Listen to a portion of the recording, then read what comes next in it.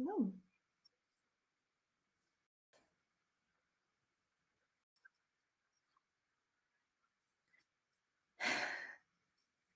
Strong start.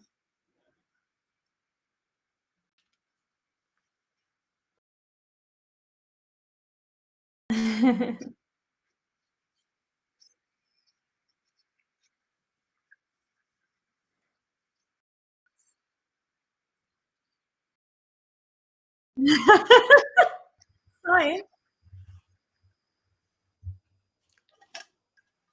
Possibly. Yeah.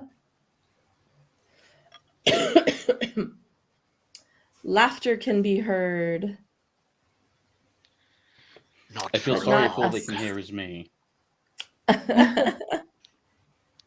It's Ida. They can hear Ida. Uh-oh. Oh, they can hear me. Oh. They can hear you. Ahoy! Oh, I'm the most. Oh, okay, there we go. I thought you were just special for a second. Yes. Ahoy! Hello, everybody. Thank you Huzzah. for tuning in to Roll for Good's Halloween Hijinks. My name is Singularity Josh, and this is Camp Slaughter. And so I'm just going to quickly throw this out to the table, let them introduce themselves, and then we'll get spooky. So let's start with Michelle. Hi everyone, I'm Michelle Kelly, she, her. You can find me on all the socials at Michellecopter. Lovely. Shay? Hello, I'm Shay, and tonight I'm going to be playing Connie with my little dog Ruru, and we're excited to sniff out any mysteries at this camp. Dun dun dun. Anya? Yeah, I'm Anya Lalian Photo on Twitter. If you click on my profile, you'll see all of my social medias. They're all a little bit different. I'm going to be playing Bev, who is whose pronouns are she, they. She is very gothy, book loving, all that. Lovely. And Stampy? I am Richard. My Twitter handle is above my head for ease of reference. I will be playing the cheerleader Chet, the peppy young he/him who is trying to keep everyone alive. Hell yeah. Cool. So let me whisk you into a deep, dark forest, a long, winding tarmac road that has stretched for miles and miles and miles. You are on your way to the summer camp, Camp Laughter, a good spot for one last summer blowout before you get a real job, begin college, or do whatever else you need to do in your life. So as our camera pans down through the deep green trees and onto this road and onto the top of a car, can somebody tell me who is driving, please, and what car it is? And what's on the radio? That's always a good one as well. I like that one as well. Well, I think we decided that it was an Astro van, right? Absolutely. So Chet is in the driving seat. Half the time the eyes are on the road, the rest of it they're kind of back at everyone else. How's everyone doing? Does anyone need a snack? The radio is obviously, because it's driver's choice, the radio is playing like a recap of college football.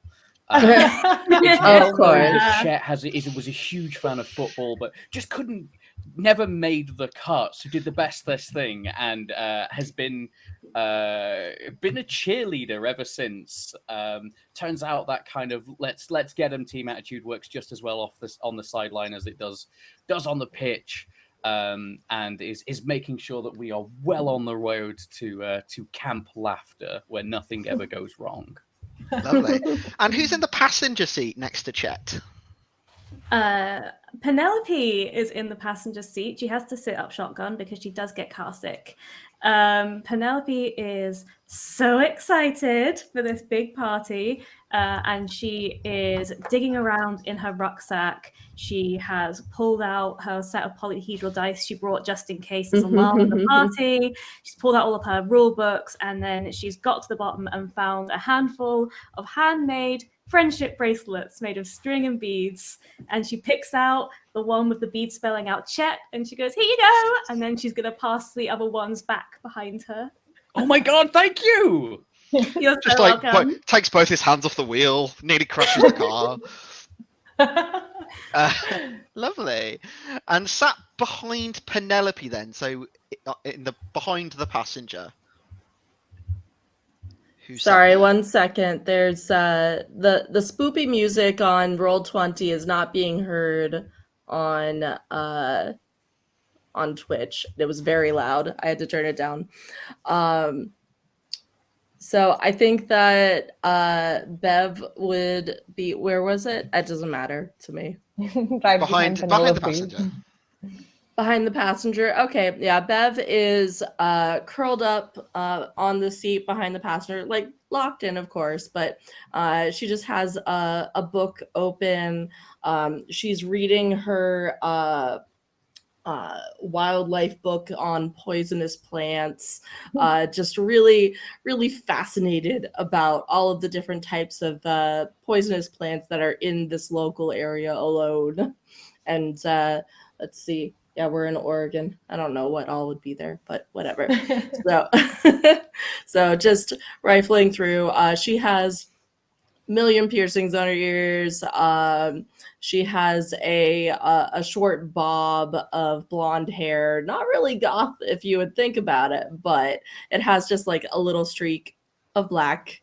Just the one little streak that her mother would allow her. Please tell me And there just- is a normal people scare me badge somewhere. Like, please. 100%. It's like if someone just went into Hot Topic in the 90s and just bought all of the things. Just like fell That's- backwards through the store. Yep. They have the trip pants that have like the straps crisscrossing all over the place. Yeah. El Clasico. Love that. Oh yeah. And finally, behind the driver, Shay, would you like to introduce your character? Yes, behind the driver is Connie, and Connie's wearing like, very like outdoorsy wear, shorts, like like a tank top, and has like short curly hair, and is currently you can't really see half of her because she's bent over in the trunk trying to keep her dog Ruru to stay still because Ruru heard Chet say snacks and is now like trying to get into the front seat, and she's just like trying to calm down Ruru and singing her favorite song, which is Staying Alive. And so she's like, she's like, Lovely. and Ruru's like in the middle of almost drooling all over Bev, Oh, and has this no. like, and this has this really thick, curly, dark fur that seems matted and wet for some reason. And Connie doesn't know where Ruru got wet right now, and she's just like hoping that the others don't think that Ruru's peed at the back. So it's just kind of like Oh, panicking. Penelope goes, oh, and she reaches into the pocket of her parka and she pulls out a much longer friendship bracelet for Ruru to tie around his neck. Oh, honey. colour. Didn't forget Ruru. Right around the corner. Perfect. The perfect dog. Lovely. So it is probably around, I don't know, what, 4 p.m. or so. It's kind of like late August, early September, so it's really sort of it's getting dark probably around 7-ish or so. The last town that you passed was probably 100 miles. And as you wind down this long road, snaking left and right, ever closer towards your destination, Chet, you see thick black smoke billowing out of the hood of the car. Uh-oh. Just like slam the brakes. Just completely ungracefully, like to the side of the road. Probably not even like parallel, like just at an angle. How quickly can we stop? Scrambling to get out the front of the car and like yanking the hood open. And doing nothing useful, just basically flapping at this point. Lovely. So you lift the hood up and go, and just like engulfed in black smoke billowing out of the hood of the car. like, do you want to give me a mind check to see if you can ascertain what's wrong with it? Yes. No great hopes here, but let's see where we go. This is definitely a car engine. I rolled. Cool. We said mind. Yes. I have rolled a 2. This is definitely a car. You're not even sure if this is a car no. engine, honestly. I think, yeah. Looking at the engine, well, I mean, you assumed at one point what was in that car was probably an engine, and what is now left is just a shattered pile of metal that once resembled car parts. The engine is just completely almost like disintegrated, rusted out, fallen through. There is oil dripping everywhere, presumably brake fluid and potentially fuel as well. Honestly, it's a pretty ugly scene. I can't see why this isn't working. This looks like any other engine I've ever seen. Chet, I think that guy in the garage may have ripped you off. Mm-hmm. Oh, my dad's going to I be think so that mad. there's That was his credit card. Cool. So yeah, as I said, and just for the benefit of the viewers, by the way, the year is 1997, and you are deep in the wilderness here, a long way from home. No mobile phones, probably, unless for whatever reason you're exceedingly rich. And yeah, you are kind of maybe 10 miles from the camp. If you started hiking now, you could probably hit it before it was like super dark. Oof. It's either that or you wait for a That's- hitch, like wait and pray that there was a friendly car comes by. But the last time that you saw a car was about 45 minutes ago. Good news, guys! Camping session! Let's go hiking! Hiking? And you see as like Kani has like a walkie-talkie in one hand and Ruru has another kind of tucked into her little friendship bag. And she goes like, Explorer Ruru, are you ready to investigate? And Ruru goes, whoop, okay, let's go find out. What's the cause of this? This dog so much. I'd like to Okay, both go I and guess actually sneak this might be around. fun. Lovely. So out of the car, the consensus now is that you're walking to camp from here, I guess, yeah? I mean, I guess so. Bev's gonna have a time of it because they have on those platform boots that are like this tall.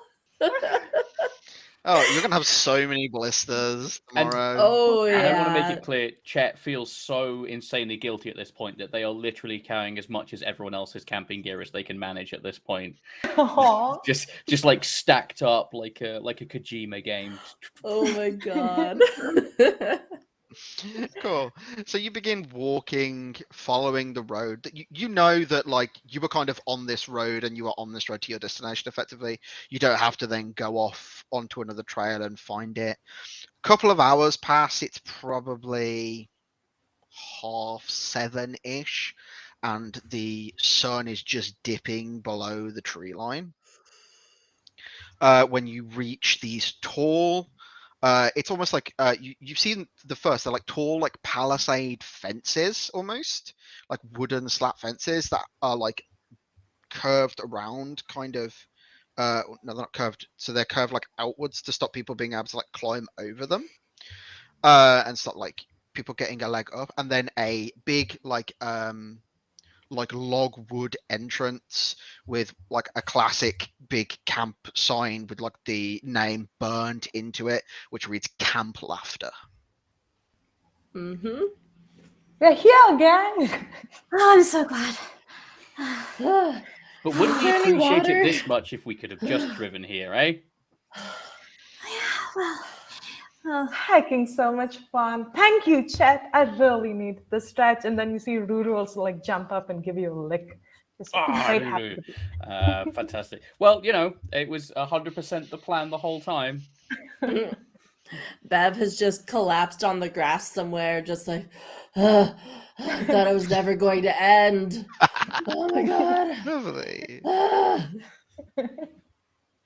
Cool.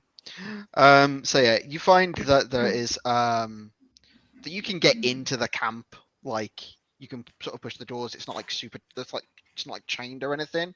And as you get in to your right hand side, you end up on like there's a path, and it's kind of like grassy areas, kind of to your left and right, but it's all overgrown because obviously nobody's been here. This is an abandoned summer camp. It was probably abandoned like maybe 20 years ago, like the late 70s, early 80s.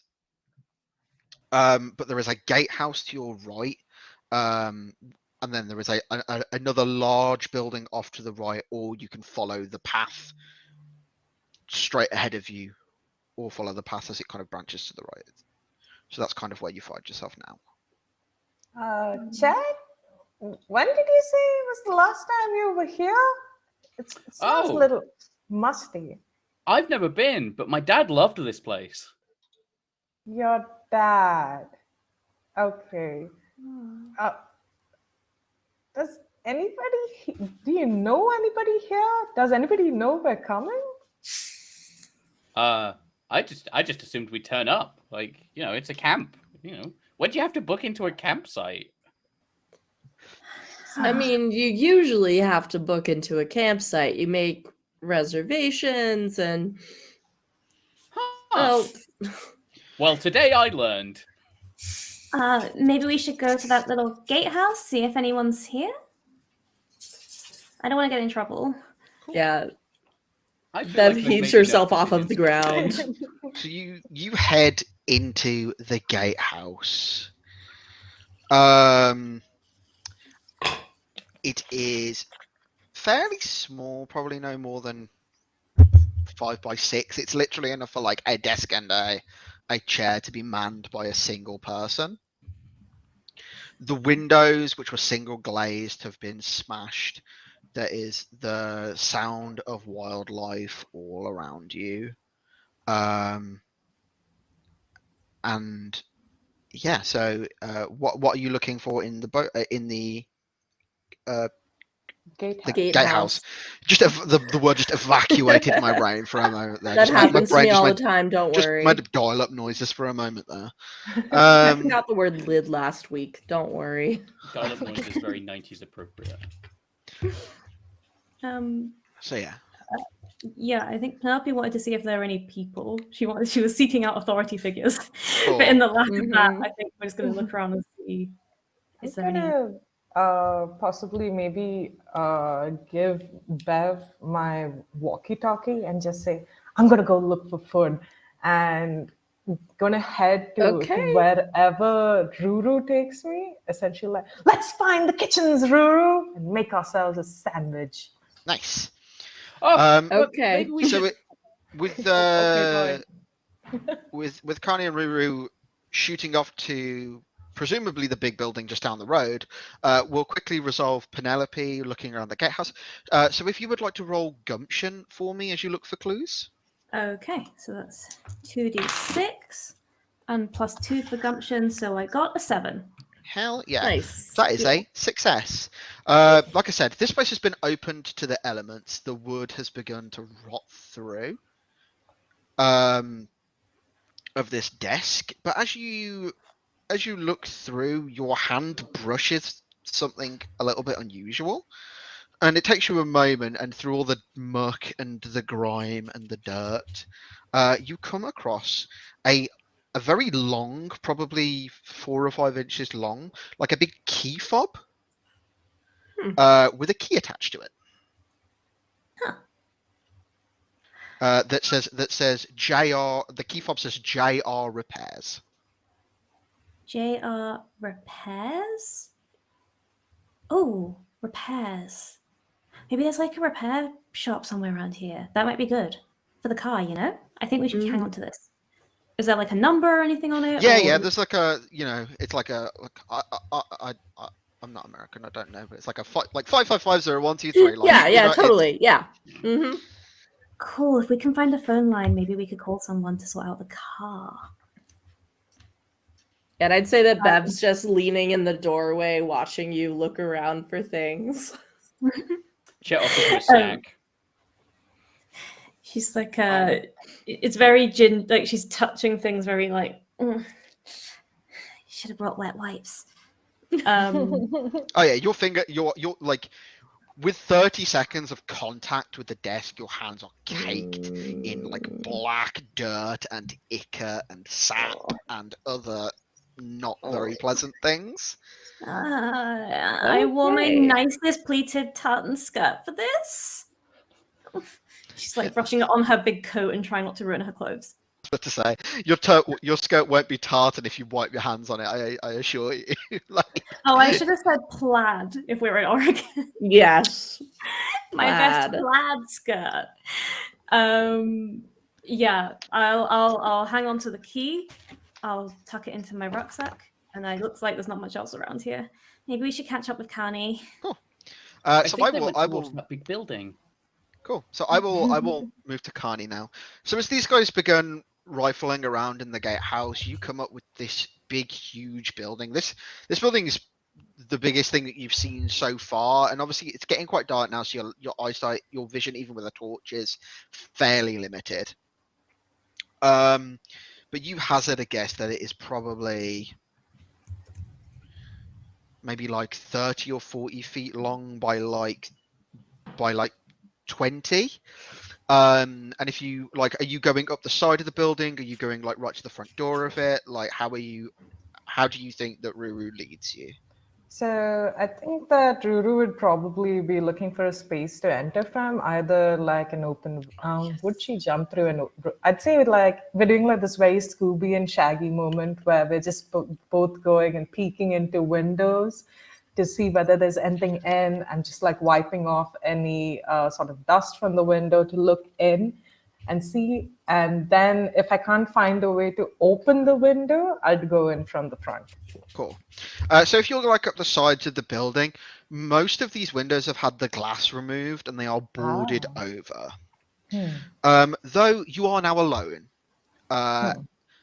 Just for the benefit of the viewers, Canny is an explorer, which means that when she goes off on her own, she finds clues easier. So as you wander off alone, you begin kind of like knocking on the panels, and then Ruru gives her like a little yelp, and you kind of run over to her.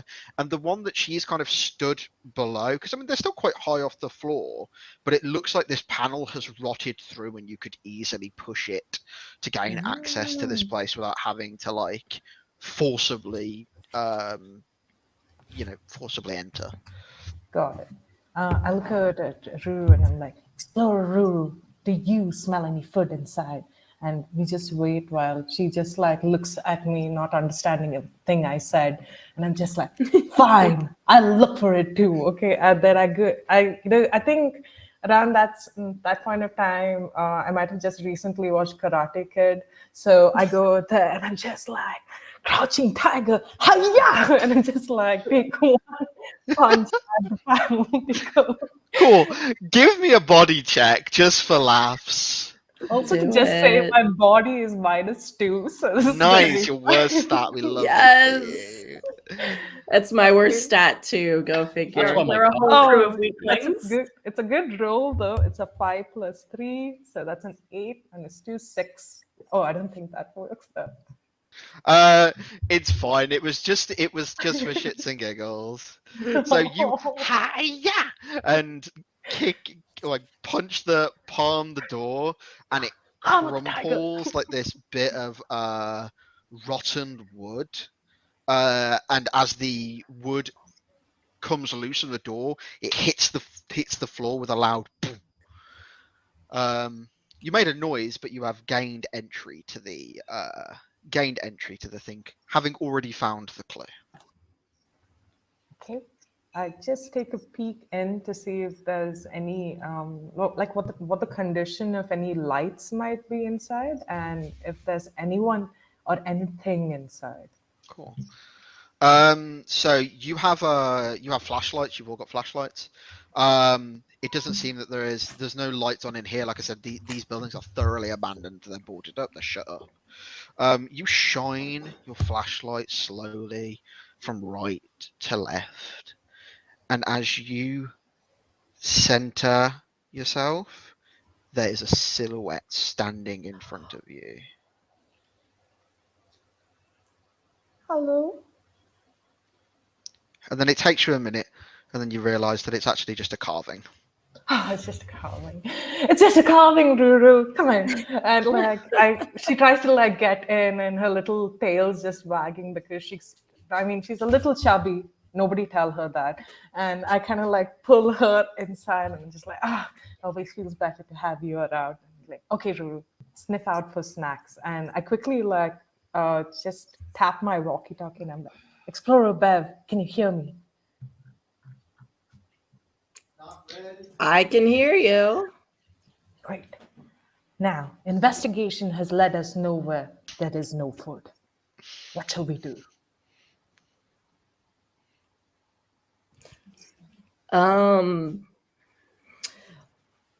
Come back? This No place fun, looks Bev. pretty abandoned. Give it a chat. Okay, Give it chat's a more chat. fun. Hello, Chet speaking. Chat. There's something here you need to see. I need to see it. Yes. Where are you? I'm in the big red building. Great. Come on, gang, let's go.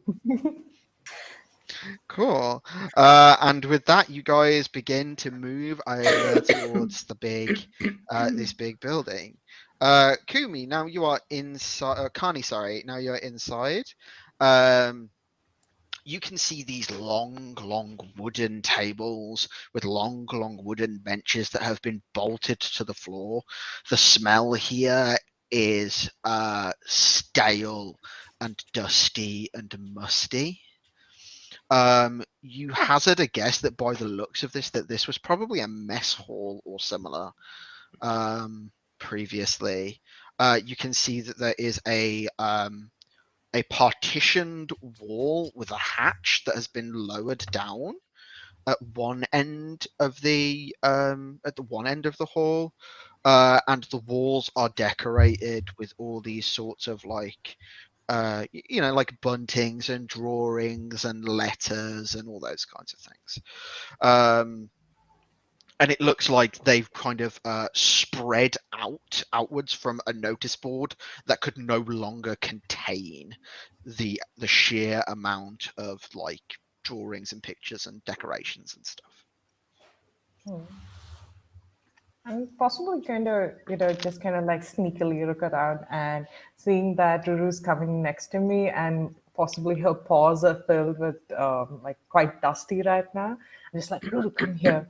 And then I pick up one paw and just press it against the wall to leave the mark of Ruru behind. I'm just like, now we'll be here forever. Haha. Okay. And I'm just thinking around, just kind of like, well, doesn't seem like anyone's eaten here in a long time. Ruru, do you smell anyone nearby? Is there anyone hiding here by any chance? And knowing that she's definitely not going to do anything, I just like, fine, okay. And she's just like looking at me very happily, all on her hind legs, and I'm going to take out a biscuit and give it to her, and she's going to chomp on it, and I'm going to take another biscuit and nervously bite it because, I thought this would be a fun camp, and maybe it's not so great. And I think I saw something crawl there, and I don't like crawly things, especially not spiders. So I'm just like, hi, Chad. So I don't think anyone's been here after your dad was last here. Yeah, we guess that the rest of the campus catch up with Kani at this point. Chad, what's your dad's name? Do you think you see it on the wall here? Oh, it's Jeff. Let's have a look. And I start looking through. Cool. And I'm gonna say I find like right in the middle on like the original like notice board, there's like an old Polaroid of like maybe 10 people. And I'm like, look, here he is. And it's just on the back, it's like my dad aged 12. Oh, No. Very cute. Oh, you should take that for him. He'd get a real kick out of that. Oh, it's already in my bag. Like, Nice. Chet, as you begin to explore this sort of like wall of like pictures and paintings and letters and stuff, will you please roll me gumption? Gumption. Oh, I have a small bonus to gumption. That is an 8. 8. Lovely. Cool. You go through and you begin to sort of pass through all of these things, and you find your dad's picture is like pinned into this like notice board, and behind the picture is a map of the camp. Come on. So I will give you guys the map. She wanted to be on the stream as well. You wanted to hang out with Ruru. I know. Yeah. This is cute. Bev is holding on to Ruru right now. It's canon. You also find Say hi, some Justin. information on the notice board. Various yellowed papers attached to this notice board with rusty pins. Many of these notices are regarding camp activities, riverboat fishing, apple picking, animal husbandry, woodworking. One of these notes warns of wild boar sightings in the orchard eating the dropped apples, and that if you see them, do not approach and alert a camp counselor. One of these notes has the names of the camp counselors and where they are staying. Dorm 13 is Lizzie Martinez, 14 Wesley Stokes, 15 Eli Gale, 16 Olivia Brown, 17 Dickie Post, 18 Liberty Small. And I will give you that as a handout so you can have that as a reference. Okay. Oh, okay. The text is just underneath the... Jester, are you done? Okay. Oh yeah. Nope. Losing my headphones. Don't do There we that. go. Lovely. And so with that, you have found a map and you have found all that information. And now you Excellent. also you are now in this long hall. There is still the area with the partition wall, with the hatch, with a door next to it. And other than that, you're fairly free to just kind of move on from here. Are you exploring the rest of this place, or are you going back out and looking at the camp further? Mm. I think Penelope wants to have a look behind the partition. I think she says that could be a kitchen, there could be rations. Rations are very important for adventures. Okay. And she's going to head over there. Ruru was immediately gonna follow you because the only words she knows are rations, food, snacks. Come on, Ruru. I'll give Ruru a pat as we head over. And Bev just pulls out a bag of Gushers and she's just munching on some Gushers and she offers them. Oh yeah. Lovely. So yeah, you get this door open, and you find yourself in what you guess must have been the remnants of a kitchen. Most of the cupboards are falling off of their hinges. The work surfaces here also caked in thick layers of dust.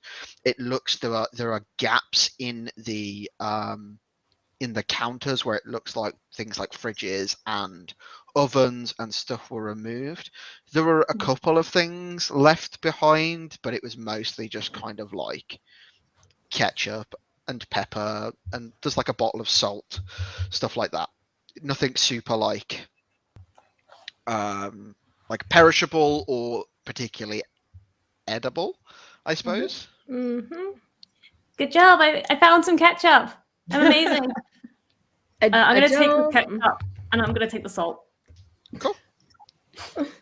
And the pantry itself, like, are there any foods? Are there any cans that have been opened that we can see an expiry date on, or things like that? Like I said, anything that was like go on, yeah, you can roll for it if you want to find snacks, I guess. I'll allow you to roll for it. You can give me gumption. Can't wait for this 12-year-old bag of Doritos. That's a 5 total. roll for snacks. Um, Yes. so your consequences is that you don't Ooh. find snacks, Oh, I'm and sorry, as you I rolled open for the snacks. cupboard, one of these, like you said, these cupboards all sort of falling off the hinges. This cupboard fully comes away from the wall as you like open it, and it clatters down, making a huge racket. Not me. Oh my Check. gosh, Connie, are you okay? Chet is there like a shot. Like he abandons the notice board and just like comes at a dead sprint towards the noise. Oh, what's going on? Well, this is really rusty, so I'd suggest not opening anything. I totally didn't pull it apart. I did not. Ruru, did you do it? And I look very seriously at Ruru. I love the idea of like blaming the dog and Carney just letting the dog take the blame for it. For that, I'm not sharing my ketchup. Lovely. So yeah, otherwise there doesn't really seem to be particularly anything else in here. Ketchup's good food. It's just cold soup, right? Yeah, it's like sugary. Like the same thing. Pretty sure that's a gazpacho, but sure. It's like supermarket gazpacho. Yeah, I think this place is maybe a little bit dangerous. Maybe we should find somewhere else to set up camp, guys. Yeah, I vote we find one of the cabins that isn't terrible and just stay there. Yeah, that's a good idea. It's getting a little bit dark out. Does anybody know how to make a fire? I look at Chet like, did your dad teach you anything? Vacant smile. I mean, in theory, I do. Maybe. I've read about it. Cool. So what's the move then, gang? Are you taking it to the dorms? Are you going to try and find somewhere to pitch a fire? What's the plan? I think we should go towards one of the dorms that had like the staff staying in it, because the theory is they'll be the nicest ones. Agreed. So the numbered ones are on our list. Oh, with the counselors. Yeah, let's try and find one of these ones. When I kind of bring out the map, I'm like, oh, there's some just the other side of the building we're in. We should go to those first. Oh, and it's by the lake. Won't that be fun? Yeah. Sure. Sweet. Like beads of sweat, just trying to keep the mood up Hopefully not right too now. Cool. So there is a back door on Yeah. this kitchen, like a fire door with like a push bar. Or you can go back out through the way that you came. I vote go back out the way we came because who knows if this is alarmed or not. Yeah. Or if it is alarmed, that's a really good way to get the people to come here. Like, isn't that the point? I think that we're a little too far away for anyone to hear that beyond the general vicinity, though. Maybe it's like a telephone alarm. Maybe it just goes to like the nearest fire station. Do you think we can find an intercom? Did they even exist? They do, right? They do. Probably. Probably exist, yeah, for sure. But like, I'd imagine an intercom is like a local thing for communications. While debating whether or not we should hit the alarmed thing, Chet just leans on it by accident. Like he just leans back against the door while like waiting for people to take his suggestion, and probably falls backwards through it. Chet, exactly right. Please go ahead and make a body check for me to see if you fall flat on. Oh, Lord. I'm super agile. I'm a cheerleader. There is no falling flat for me. Famous last words. I'm gonna do a little flip. Famous I'm gonna last roll. words. I'm gonna roll. That's a 6. That's a 6, which is a fail. Chet, you fall flat on your ass. Take a bump to the back of your head as you fall backwards. You can take a point of damage. Oh. And as you guys look kind of at Chet, you can see where the trees where the path breaks way to trees, which is probably about 30 or so feet off. And Chet, you don't see this because you're still facing towards the kitchen, having just bashed your head. But I'm gonna say, let's say Bev. Just for a split second, in the tree line, you could have sworn that you saw something that resembled red glowing eyes. They were only there for a moment, and then they disappear. Can I do a moxie check to see if I recognize what this could have been? Because I watch R-rated movies. Hell yeah! Sure, go ahead and make me a moxie check. Okay. You can give me an enhanced moxie roll if you would like to sort of see if you can work things out. Remind me what that means. So if you've got the cheat sheet open, roll 2d6 and then use the right hand side of the table. Okay, gotcha. So moxie is a +2.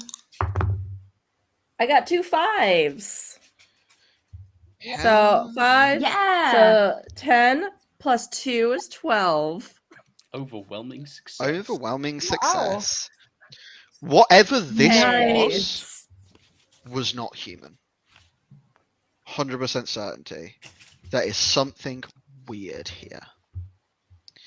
You think that with your overwhelming success, like I will say that with an overwhelming success, that you are absolutely certain that whatever this is not human. That's kind of what you get for your overwhelming success. There are a number of things that it could be from your movies. It could be some sort of like monster or shapeshifter. It could be some sort of serial killer. It could be some sort of ghost. The way that it moves around would lead you to believe that maybe it's some sort of like cryptid Slenderman-esque sort of thing. But maybe it could be a ghost as well with the way that it sort of flitted away so quickly. You guys, there's a monster. There's a thing in the woods. What? There was a glowing red eye. There was a glowing red eye. I promise you, I'm not making this up. There was a glowing red eye, and it was not human, and it was not a normal animal, and it was out there in the woods and just staring at us. Was it an insect? That sign said that there was wild boars. Maybe you just saw a boar. It was not at boar level. Boars are small. Like, they're not like. Maybe it was a boar in a tree. Ow. Hang on. I have to make sure that my reference is yes. It's not some Princess Mononoke thing. It came out in 1997. Fine. I got a bootleg VHS from a guy I know. Yeah, exactly. It's not like the boars from Princess Mononoke. Those are massive. This was like boars are too small. This was a huge thing.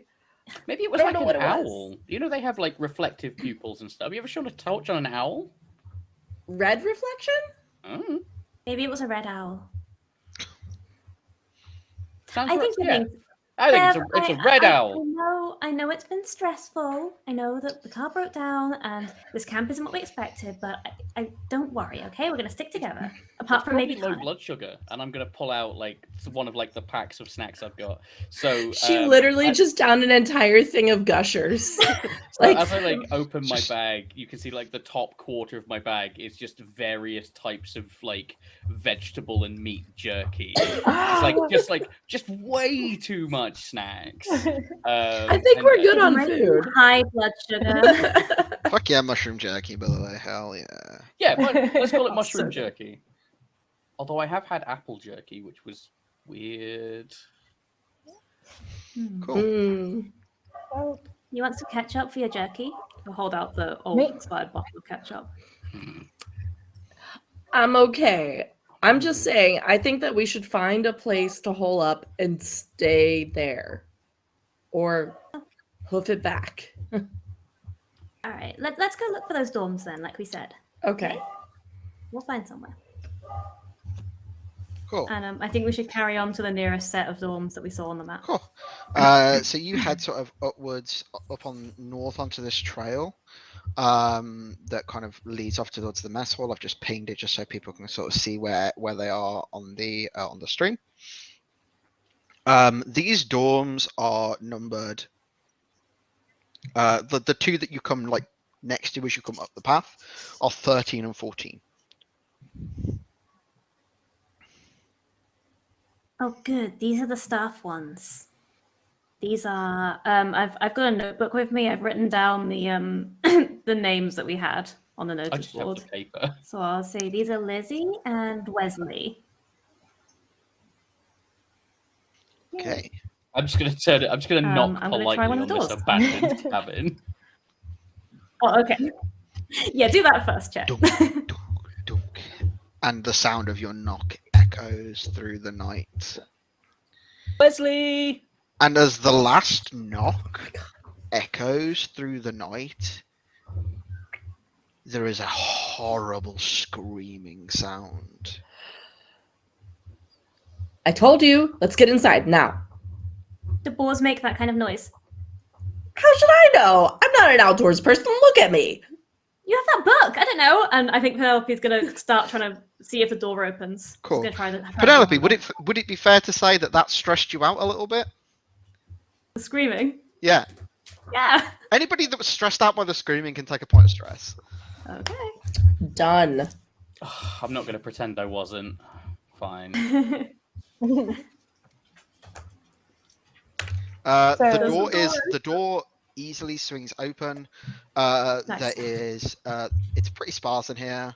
It is a mattress that, like, you know, there's like blue like hospital mattresses Oh yeah. that are they're like plasticky or whatever, so that they don't go bad.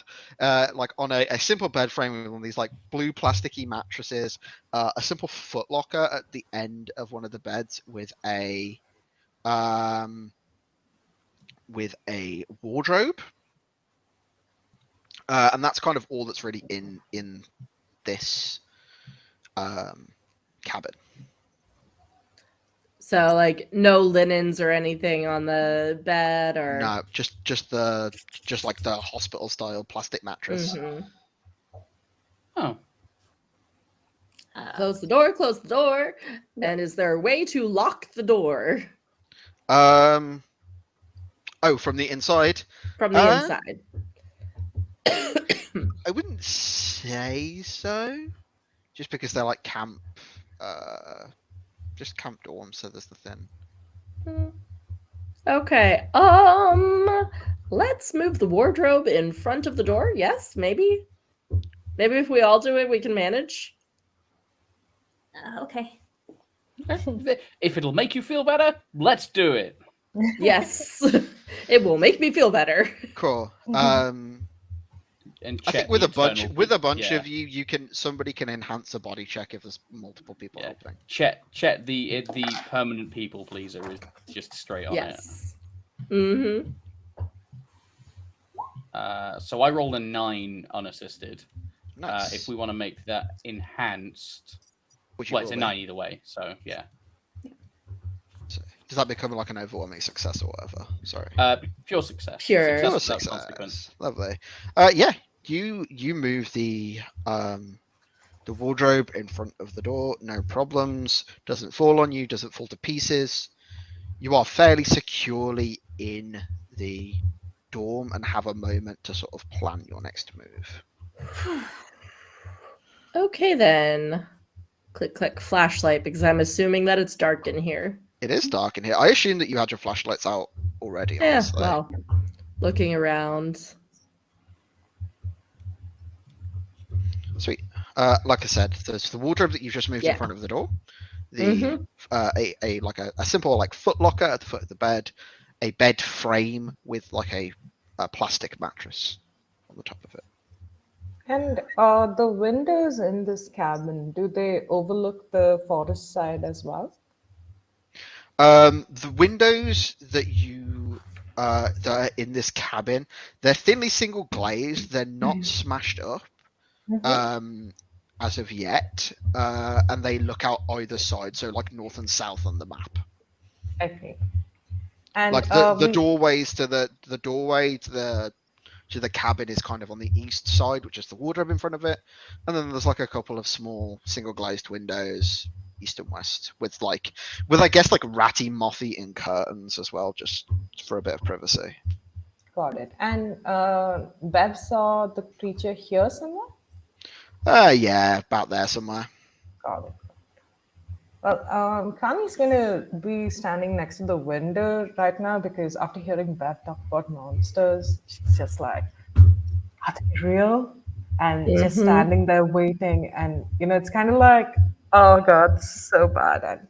But she's like holding her flashlight and pointing it towards the forest, and in whatever limited knowledge of Morse code she knows, she's going to say like, "Are you there?" my God. You tap out "Are you there?" on your flashlight, Yeah, at the woods right there. and wrapped back on the window, you get back "Yes." I don't like it. Not cool. I don't know that was your best idea ever, Connie. I'm not gonna lie. What did you say? What did you do? Right next to the window there. And it's just like, okay, hi. As you watch the window, you see frost gently crackling along the bottom, rising up the window. Cool. I am already moving the wardrobe out of the way. Body check. Oh my God. Everybody take another point of stress. Yes. Oh my God. Oh my god. That's a 5. Cool. Oh. You heave the wardrobe, Chet, and pull it back onto you. Oh no. You take another point of damage, and you are... It hasn't, like, completely flattened you and crushed you, but you are certainly not in a great way. I am getting pretty beaten up at this point.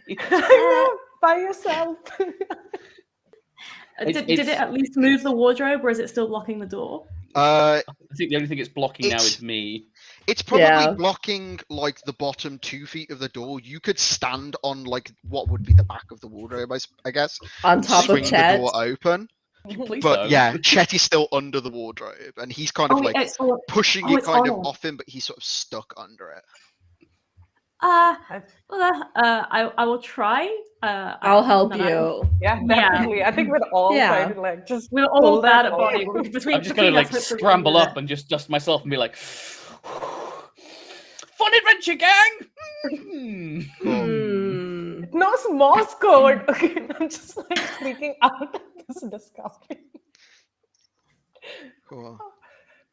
It is It's- cold out here. It wasn't this cold. It was a warm summer evening before when you left. Before you even went into that door, it was still fairly warm. The temperature has plummeted significantly. We should, God. and I know I want to be particularly dismissive of other people's ideas. Leave.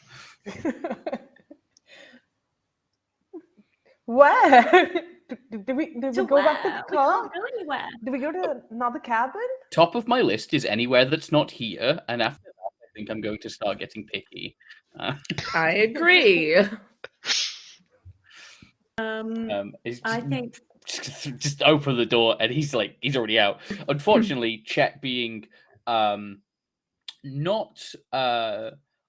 not particularly academic, shall we say, has probably just run into the cabin directly opposite and closed the door again. Cool. Chet, Yeah, you run directly opposite, close the cabin door behind you. Do you wait for other people to get in there first? Sorry, before you do The that. door's open enough that people can get in. Cool. Like I just want to not do not perceive me right now. I'm Cool. I guess we're Scooby Doo running to. Oh yeah. different- Yeah. If there's You 6 run- cabins, can we do the somehow in between all the different? Yeah, like with the Benny Hill theme playing. Absolutely. You run into this cabin, and at the back of the cabin, against the back wall, crumpled up, face locked in a rictus howl, as if they died of fright, is a body. Excellent. Perfect. no. 10 out of 10. Oh no. I'm assuming the next words picturing out of the your thing mouth that, are take some stress damage. Yeah, probably.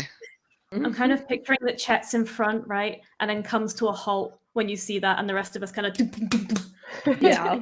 behind in a pile. Your knowledge that this happens is that Chet kind of throws the door open, spots it, freezes for half a second, and then just screams. Just scream. Just screams. The scream is probably an octave or two higher than your traditional kind of football player. Like, there's a reason he made the cheer team. But Chet is straight up panicked at this point. Cool. Mhm. Chet, you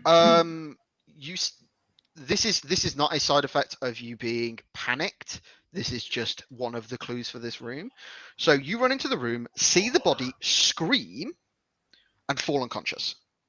And Oh. as you fall unconscious, you see something flashing before your eyes, events playing out before you. You are in the camp. It is fully furnished. There are curtains at the windows. There is linens on the bed. There is a young, handsome, blonde guy who, you know, looks like he was probably on the football team or whatever. The next thing you see is a bunch more people talking about another councillor, talking about how like it's their first summer here and that they're gonna haze him real good, and like this is like his initiation if he wants to like be in like part of Camp Laughter or whatever. The next thing you see is like a tussle, and like a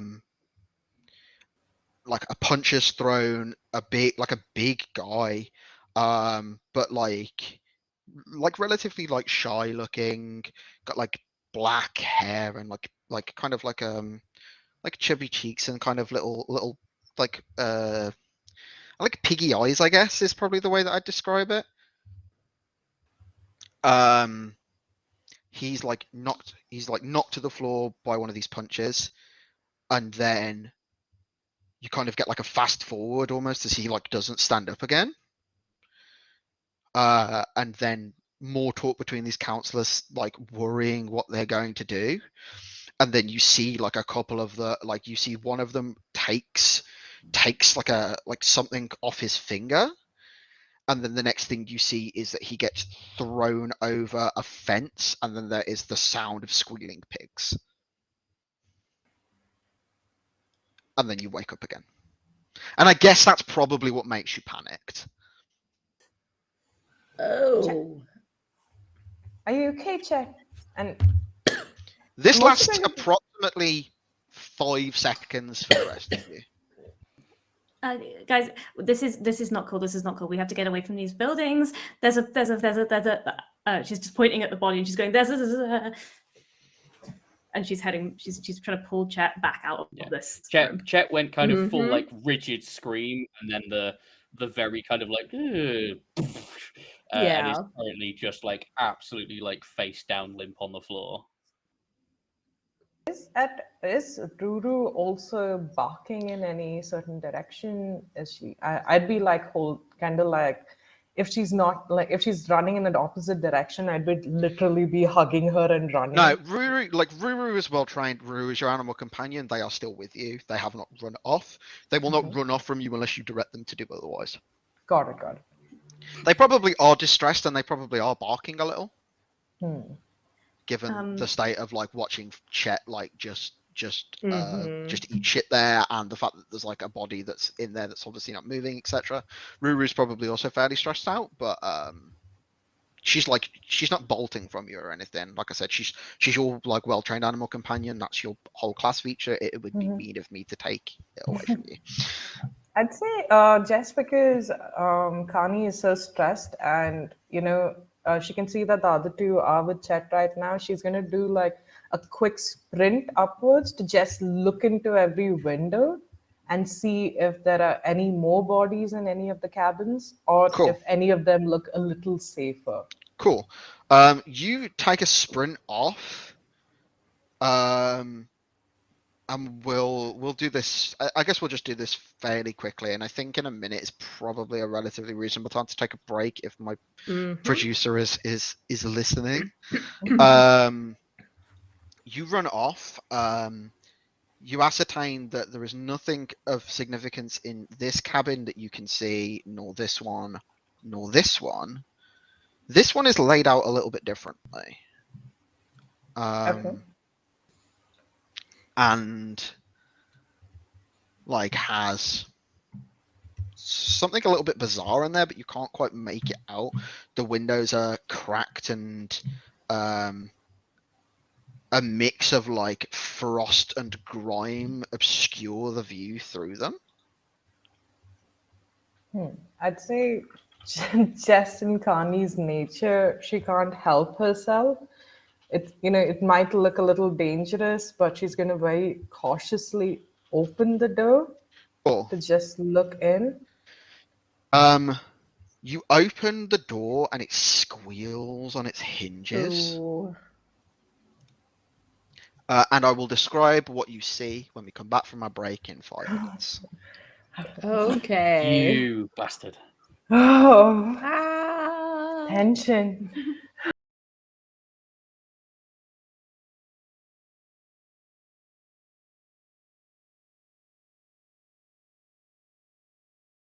Welcome back. Congrats to Anya, who's just the jaxiest person on the planet, playing in this game and winning the giveaway. So congratulations. Thank you all so much. By the way, gang, we have reached £500, which is half of our total. We are raising money for mermaids, which is a cause very, very near and dear to my heart. Suburbanton says trans rights. Yes. Also, team order. Whoop whoop. Whoop, whoop. So before the break, the gang made a discovery. I'm having a nap. Body, a body in another cabin, disembodied tapping, and a vision of a murder. Canny and Ruru took themselves off to have a look through the other cabins. And as the door swings on rusted hinges, creaking open, and as you flash your light through the gap in the door, this cabin is set out a little bit bizarrely. It's not like the other ones that you've been in so far. It's not like the ones that you have looked in. It is just like it is somehow even dirtier than the dirtiest thing that you've come across this far, like even dirtier than the gatehouse. The windows are caked in murk and frost. It is 10 degrees colder in here than it is outside. In place of the bed, like the room has just been ruined to start with. It is completely flung around. The wardrobe has been smashed to pieces. And resting against the back wall is the foot chest that you've seen against the beds in the other dorms. And on the foot chest is a couple of things that you're not quite sure of. Something smaller and something a little bit bigger, maybe like a slip of paper. So what do you do? Give like an audible gulp. Slowly walk in, and I'm going to keep my hand ready on my walkie-talkie, knowing the other one's with Chet, in case I need help. Oh yeah, Chet, who's unconscious. Yeah. No, you are reconscious again. It only lasted about 5 seconds. Okay. It was just you were unconscious during the vision. I'm gonna quietly walk in, not take it. Nah, I'm gonna grab at the paper on the table, not really take a time to like read through and see what all's there. Cool. But if I feel like there are any clues, I'm going to just grab it and run back to the others. Cool.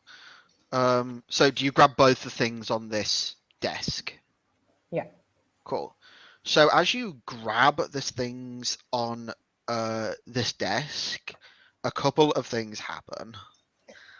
The first of which is that a white powder goes everywhere as you snatch up this like piece of paper with something hard in the middle of it. It's drugs. I mean, don't spoil my game, but sure. And as you grab the this piece of paper, knocking again, disembodied, rapping against the window in Morse code. I am here. No. I am coming.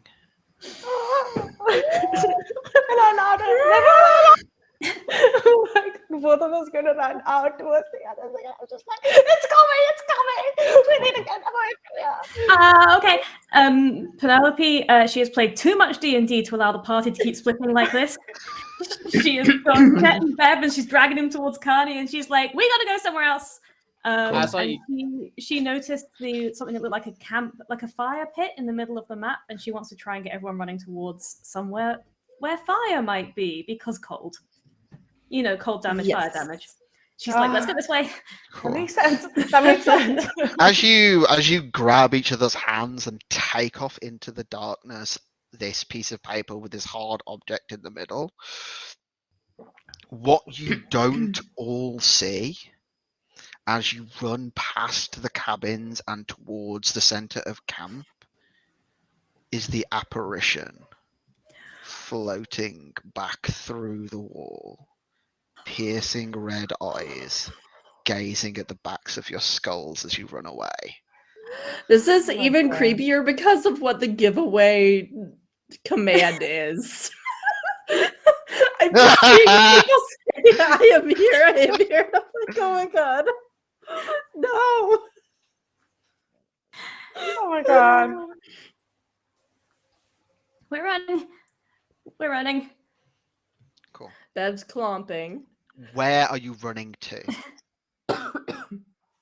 So I want to hang on. I'm looking at the map, and I think the very center, it looks like there's like a campfire pit, you know, where circle time is. So I think I want to run in that direction. Cool. If I have Take interpreted off. your Yes. excellent map You correctly. well, I mean, like I say, you get bits revealed on the map as you come across them. So I'm just going to quickly give you all of the numbers on the cabins, just in case for whatever reason you need to go back through to them.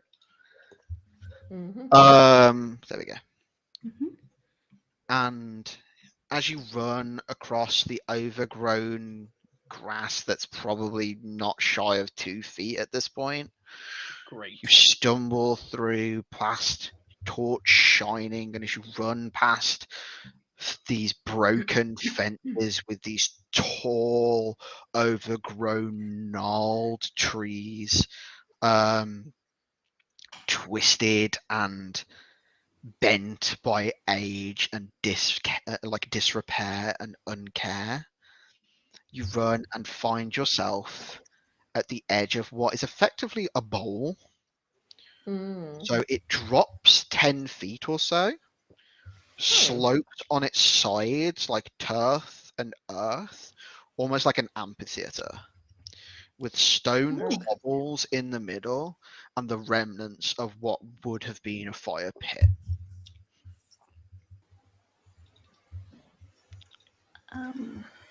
So this all of this like brown area on this is sloped downwards. Okay, got it. It's like an amphitheater. Right. Yeah.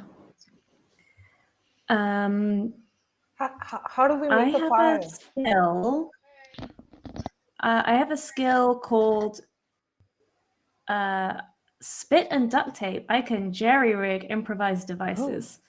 I'm hoping that using my wooden pencil and some pages from my notebook, I can try and make a little fire starter and make some Yeah, sparks absolutely. with some stone and the wooden pencil to get a fire going. Sure. Yeah. I think you've just. I can't hear you. Oh, am I back now? Yeah. Yeah, you're back. Bizarre. My headphones being weird. Mhm. You absolutely can. Yeah, you can use spit and duct tape, get some sparks going. The wood has obviously been left out here for a while. It is damp, but it has been a dry-ish summer, and eventually it takes. And sort of low crackling embers light the area dimly. Connie, what did you see that made you come running towards us again like that? Oh, and she's just like clutching something in her hand, and I'm gonna open up. I don't know. I saw some white powder, and it came back. It started tapping on the window, saying, "It's here. It's coming."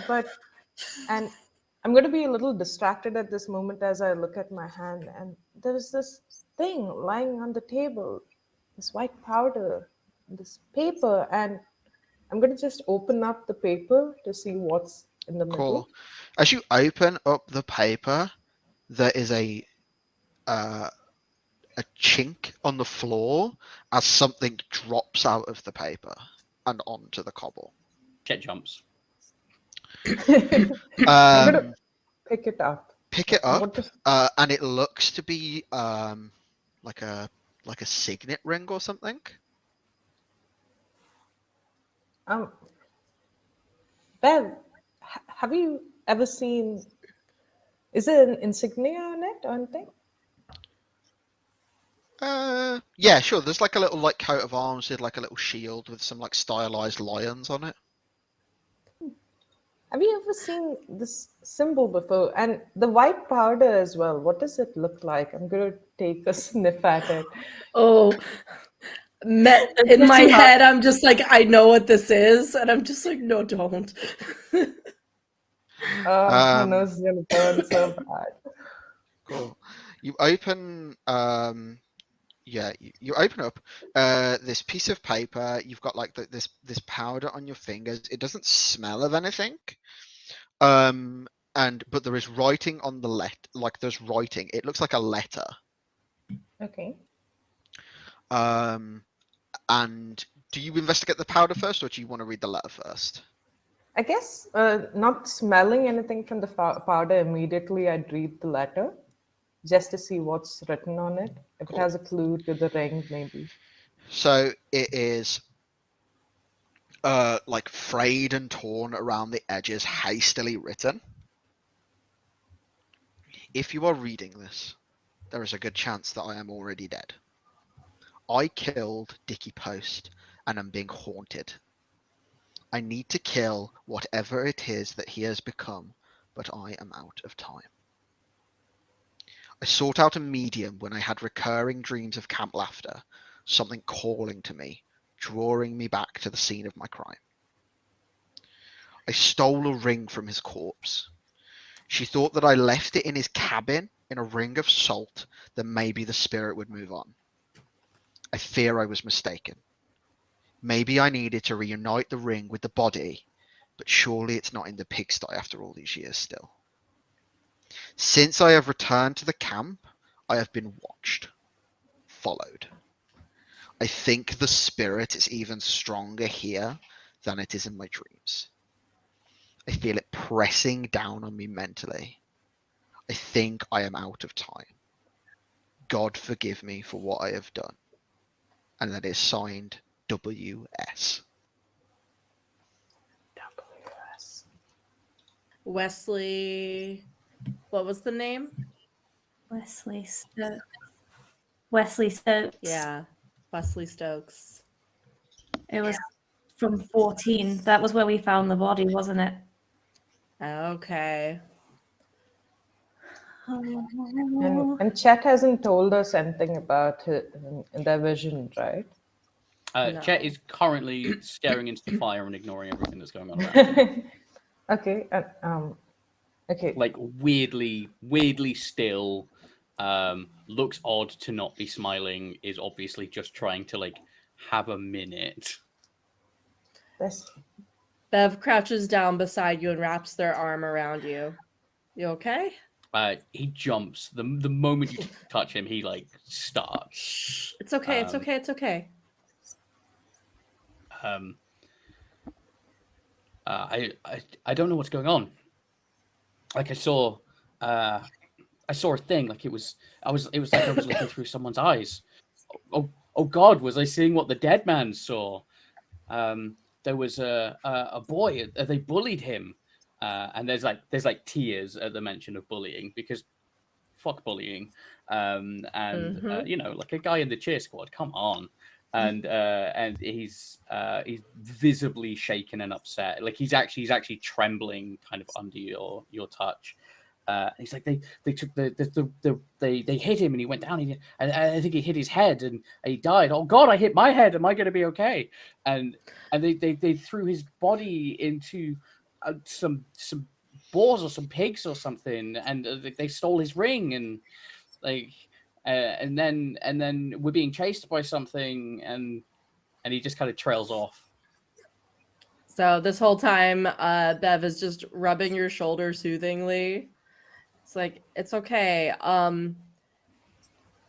What do you guys think? It's like rubbing a plank of wood. He's just so tense. Yeah. I'm gonna very cautiously open my hand and show the ring to Chet. Did it look like this? The reaction is purely instinctive, but he literally like smacks it out of your hand. Like he doesn't even like the moment he sees it. Like he doesn't want to see it.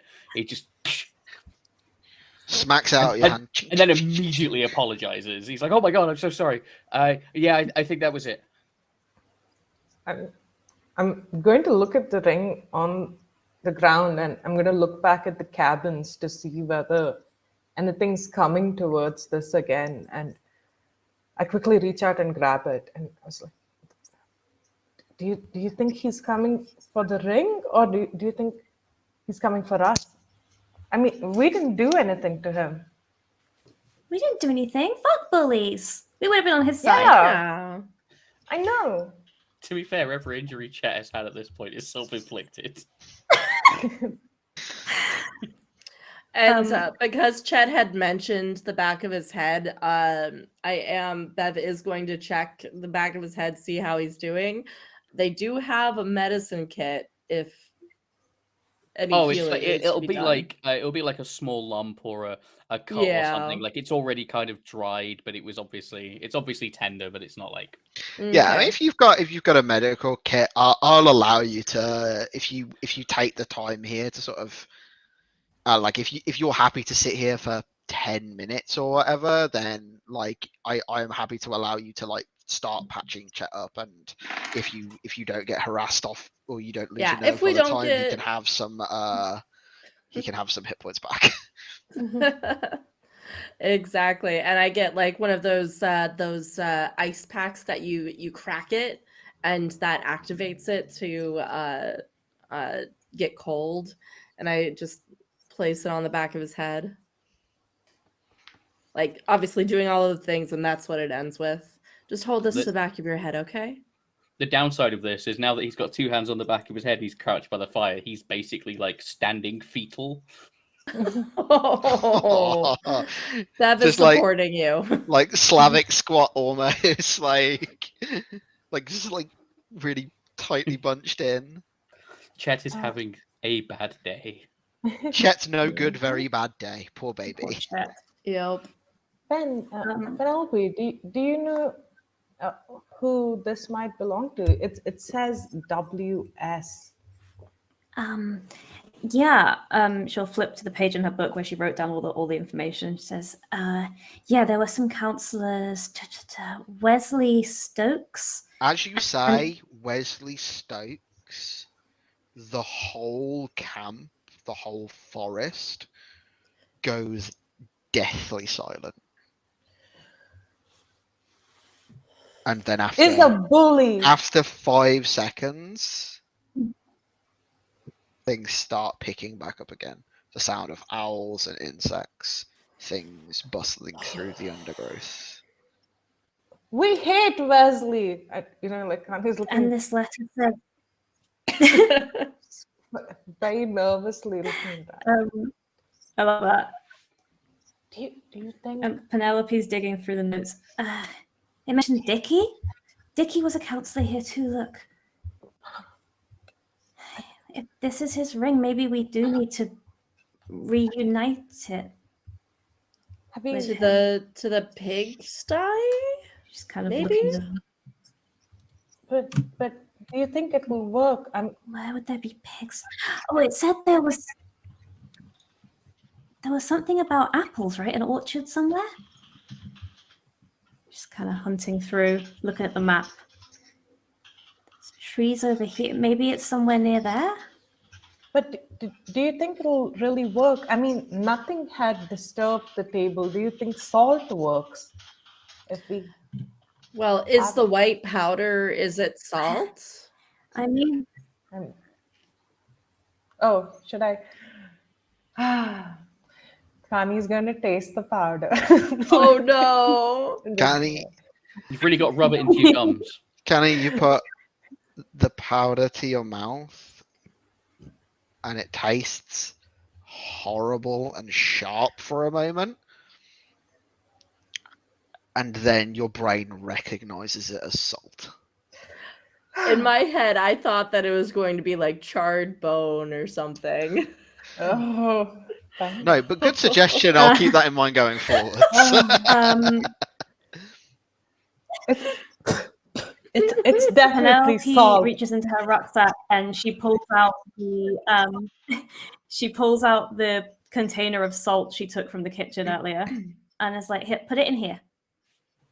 Maybe the salt will keep the ring, I don't know, from attracting that monster until we figure out what to do." I'm going to place it in that. She's suggesting we keep the ring inside a thing of salt. Do you think if the monster comes after us, I mean, not the monster, if Dickie, a very nice councillor, Dickie, came Yeah, to Wesley talk was the to monster us. here. Yeah, Wesley's the monster. If Dickie ever decided to come and chat and he was a little too angry at us for no reason, could we throw salt at him? I just whispered, could we throw salt at him? We could try it. And yeah, she's gonna pour out a little bit of salt for each of you to have as pocket sand. Okay. Pocket salt. Pocket sand. I love it. Cool. Maybe we should check out the pigsty. Are you going to go? So yeah, is that the plan? We are not headed to the orchard after all. We are going straight to the barn. Is that the idea? I think Oh, is that I a barn? think we should. I think we don't need to rush. Chet just kind of like stands up and kind of shakes himself off, and he's obviously feeling a little bit better. There's like a scrap of jerky hanging out of his mouth where he'd obviously been like nervously chewing. Halfway through. It's like we should look around more. There has to be something else here. I mean, this, you're reading a letter. You were reading a letter out loud about someone that's like tried what he was told and it didn't work. I'd be more interested in finding a way out of here. I mean, there's and he kind of cranes his head and like looks at the map and like looks a little bit kind of north, because there's a big building north. I mean, who says we have all the information we need? I don't want to go taunting wild boars on top of everything else. I'm not having the luckiest of days. But whatever we do, we can do it together. That's what we do. Go team. Oh, by the way, did I heal back Chet like 1 point or something? 3 out of 10. I will say I will say that with the application of the ice pack soothing and cooling the bump to the back of your head, yeah, you've got you can have a 1 hit point back. Okay. Is that physical health, or am I calmer mentally, or do I just Physical not get to health. recover mentally? Physical health, because it was a physical aid. You cannot put an ice pack on your soul or your mind. More's the pity. You should talk to a Right. counselor, but not this one. This one is Yes. evil. This is a bad kind of counselor. I'll say, yeah, Chet, we're going to be together. And I'll kind of knock my wrist with my friendship bracelet up against his one. Like, Cool. and yeah, I think we should do what Chet wants since Chet's freaking out.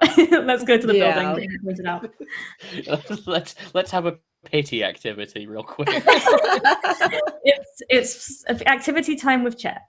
Would it be possible to and I'd ask Penelope, do you think you could fashion like a fire torch? Like, I haven't played D&D, but I played Pokemon, and I know cold is weak to fire. Oh my gosh, I love Pokemon.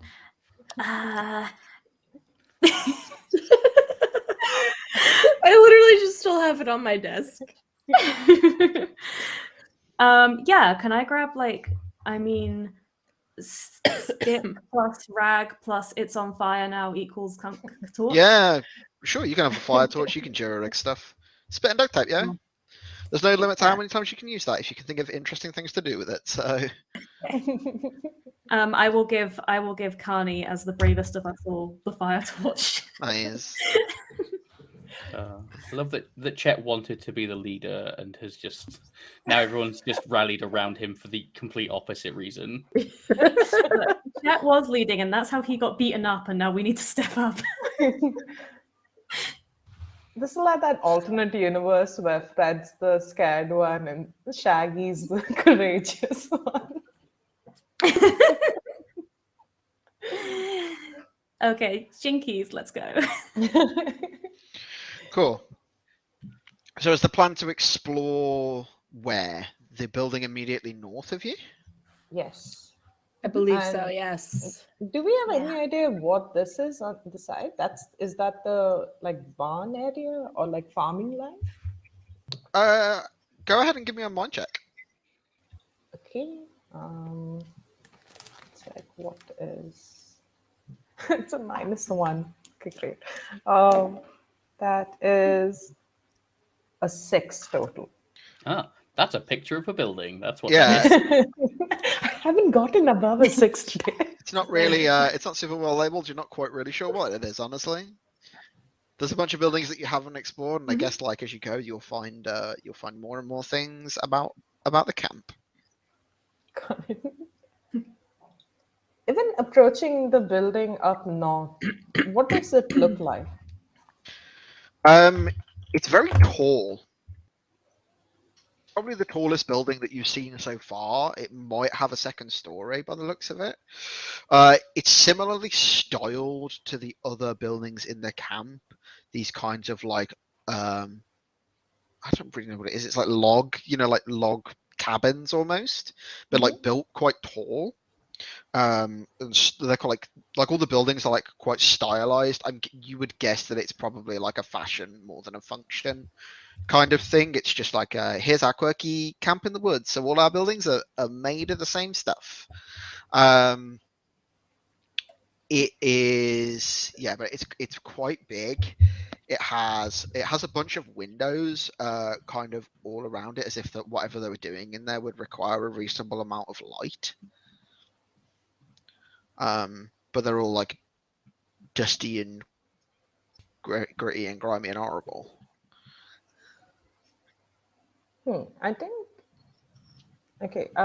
If everybody seems to be kind of around the door, I think I'm feeling a little more like confident with the fire and knowing the ghost's name is Dickie.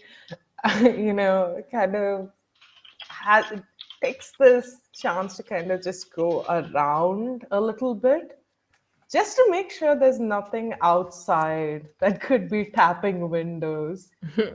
Cool. The- So you just scout around the outside of the building? Yeah, so I'll still try to, if the windows are aligned in a way, I'd still try to see whether I can see the others through the frame of the opposite window as I'm circling around, even if it's just a silhouette. But I'll just try to quietly go around to see if there's anything approaching us, anything looking at us from the woods as well. Cool. So you begin to walk around this large, long building. Some of the windows have the glass has snapped in the corners in places, but still left the pane intact. Some of them had newspaper like kind of hastily hung up in front of them. As you kind of peer through what you can see through like the dusk and the grime and the horribleness, it looks like there's a bunch of like desks or like benches or like tables. There's quite a few of them, evenly spaced out. And as you begin to walk around, you round the corner and look kind of outwards. And just for a second, you think you see something just darting on the edge of your vision. A silhouette, maybe? And you shake your head and it's gone. We hate Wesley! And I'm just going to quickly run back to the others. I love this so much. Cool. Sprinting. So yeah, Carney sprints back to the rest of the gang. So what's the plan, gang? It's still in the woods. So- I mean, he's still in the woods. I think he's afraid to talk to us. Kind of like very cautiously looking. But the inside seems empty, and I look at Chet like nobody's there inside. Cool.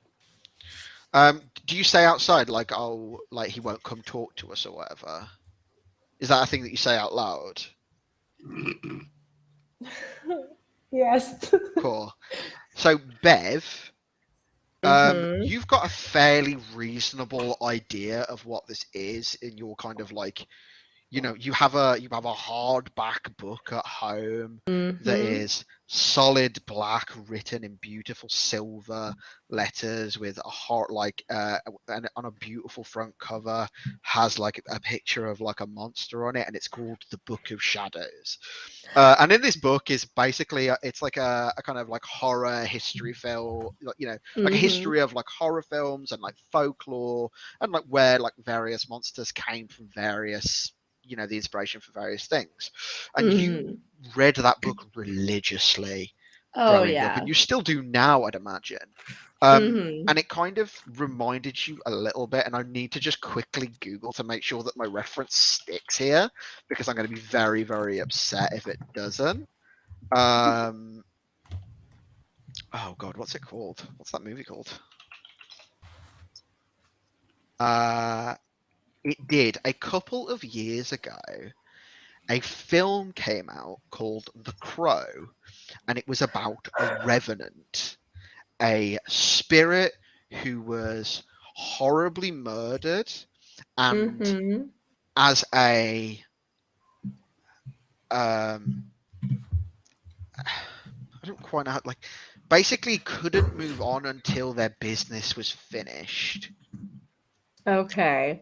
And so you think that whatever this thing is now, this thing that is haunting you through the camp, has some resemblance to the Crow, and it's not Casper the Friendly Ghost. This thing is out.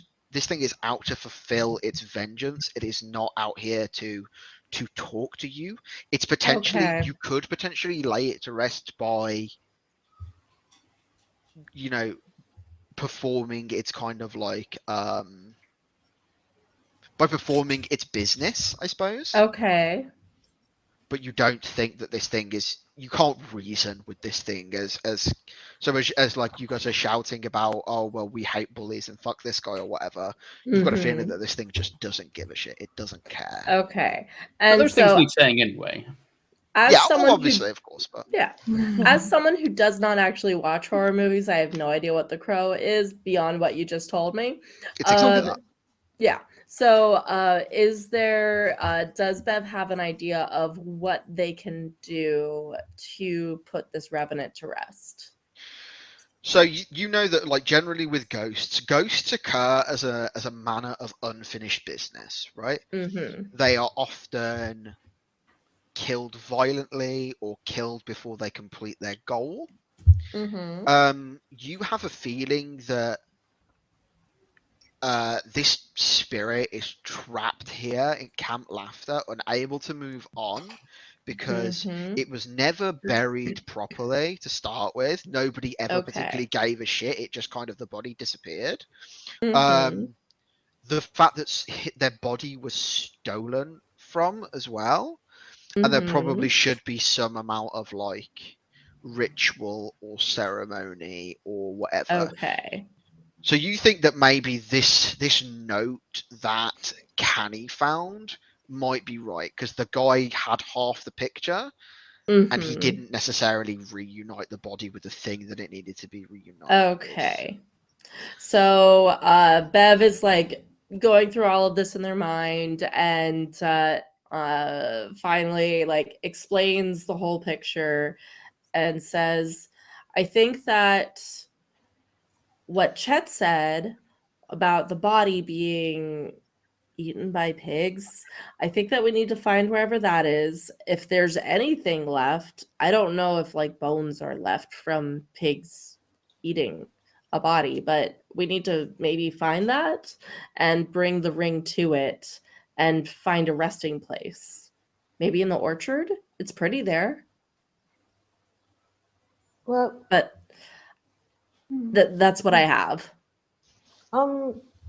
Penelope, do you know which room was Dickie's? Maybe he had a diary. Maybe we could find out what his favorite place was over here.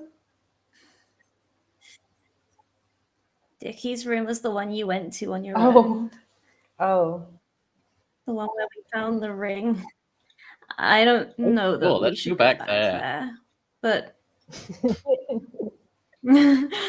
maybe we should do what Bev says. Maybe we should try and find where these pigs were after all. and Chet, when you saw Dickie in that vision, how did he look? Did he maybe have anything on him that kind of made you understand what he was into, like a hobby or something like that? No, he was just a big guy, you know? He's just a big guy. He had this ring. The counselors were going to haze him because it was his first time here. So, you know, if they were here early and they hazed him at his first visit, I don't know if he'd have any attachment here. If anything, I think Yeah. he'd probably hate it here if he's been stuck here for this long. That's true. Yeah. Maybe it's not about where the body is as long as it's treated with respect.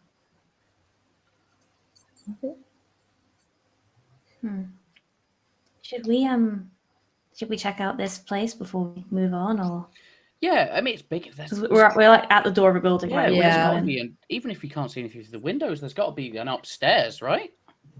Mm-hmm. And find just out. a slight retcon there. Would Bev, being a horror movie watching person, know that the body would not remain once pigs got to it? I mean, And I'm just only gonna pigs would? I'm gonna hand wave this. Okay. I realize I've watched Snatch. I'm fully aware, but like Okay. the so just for the They were sake small of pigs.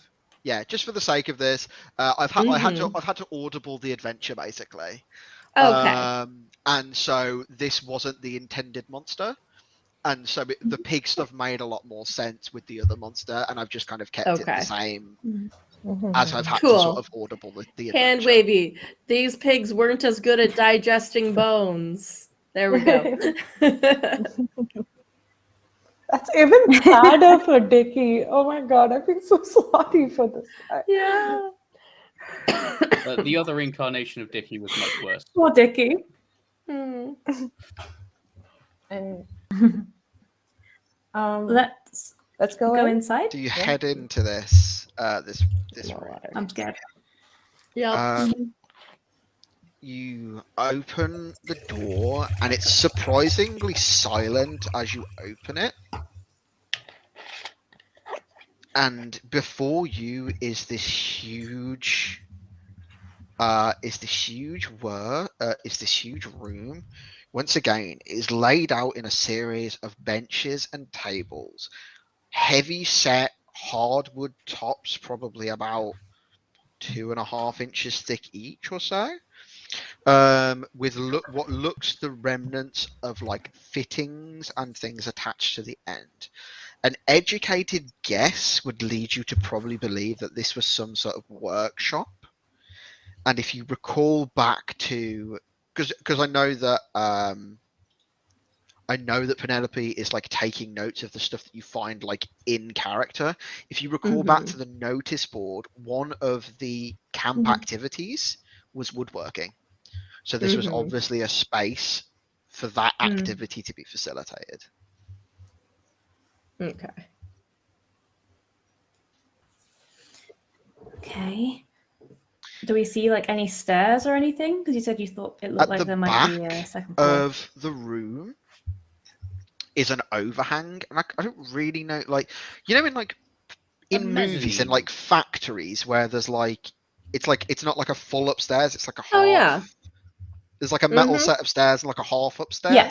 That's kind of how it's laid out. Is that the word for it, Stampy? Mezzanine? It is, yeah. Quite often in factories and things. Mezzanine. Yeah. So there's like a mezzanine that obviously, like, the bottom of the floor is dedicated to these like work places, these like workshop spaces, and there is like a set of metal stairs leading up to a mezzanine. It's also just a very satisfying word to say. It is a very satisfying word Yep. to say. I'm a theater kid. I like it. It is.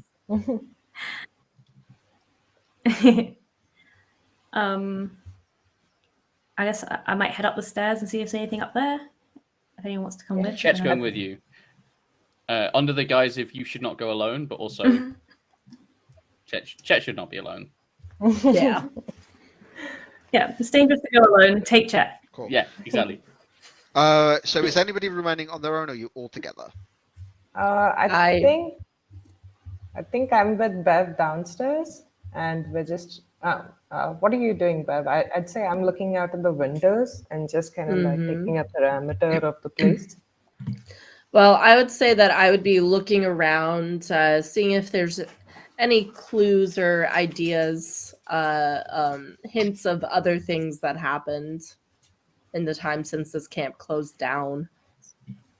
Yeah. And maybe even But staying like... close to you. Definitely staying close to you, because she knows what happens when in the horror movie someone wanders off on their own. Not gonna happen. Cool. So we're two and two. So let's go up to the mezzanine first with Penelope and Chet. This looks like an office that was potentially like foreman isn't the right word, but whoever basically was in charge of like making sure that like the workshop was like all the tools were like signed in and signed out properly. There's all the paperwork. This obviously looked like some sort of like an admin space for this place, because everywhere you've been so far doesn't particularly seem to have like a place for like not counselors, but like the adults or whatever, like the actual people that like own and run the place to like do their like boring bits of paperwork, basically. There's like long desks kind of pinned against the back wall coming round in an L. Bits of paper and pens and just like long strewn, forgotten, everything caked once again in this thick layer of dust, obviously not touched for a very long time. But that's what you've got up there, so kind of let me know how you're proceeding. Just starting I to would dig like through. to look if there's. We'll, Oh, sorry. No, you go. Michelle, carry on. Sorry, just I know that you're having problems with the software at the moment, so carry on. Yeah, sorry, I'm lagging again. To look on the desk to see if there's any kind of like phone or radio or any kind of external communication devices in this office. So here it looks like there is a like an old school like a Rangers radio, I suppose, like one of those like big boxes with the white dot, like the white background with the dial, and like an old like mic, like old style mic. It looks like it hasn't got any power on it, but there is definitely like it looks like that they did have a way to communicate out to whatever.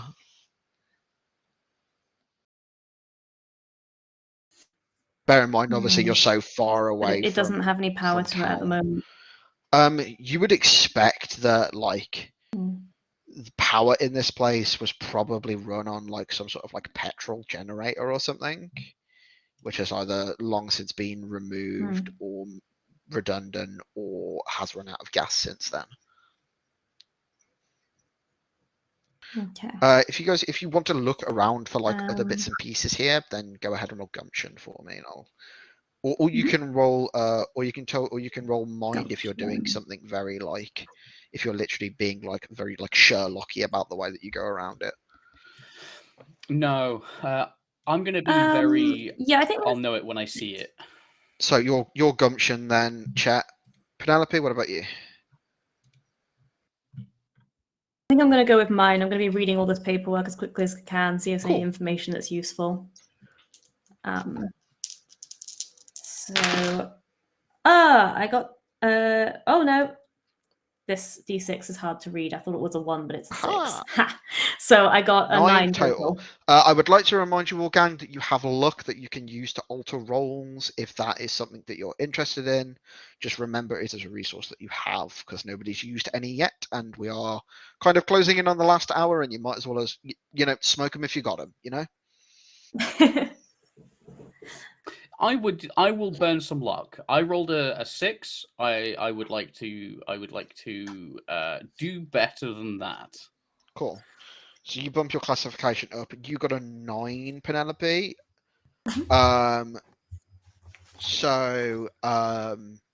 You begin going through these invoices, and I'm kind of going to give you the clue as a shared thing. So Penelope, you begin scouring through this paperwork using your big ginormous GM's brain to be like, you're like, oh cool, like invoices, bits of paperwork, memos, letters, stock ordering, and you see a piece of paper that has like JR Repairs is what I said was on the key. You see an invoice from JR Repairs. And as you read the invoice, you see that they have been invoiced for replacement boat key cut, which you believe is the thing that you already have, and then replacement jet propulsion motor. And as you begin to read that, if you share that information with Chet, presuming that you do, Chet will find a cardboard box with a big heavy object in it that, probably given his earlier proclivity for motors and putting things together, A microwave. It's a microwave. But coupled with Penelope's knowledge, you realise that it is probably it's like a jet propulsion thing for a boat, rather than a rudder like a rotor. It's powered by jet. Literally sucks the air in and pushes it out again to give you momentum.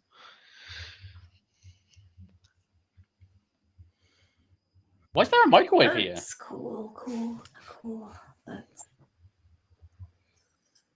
I think it might be more like a motor for a boat based on this invoice, and I'll show it.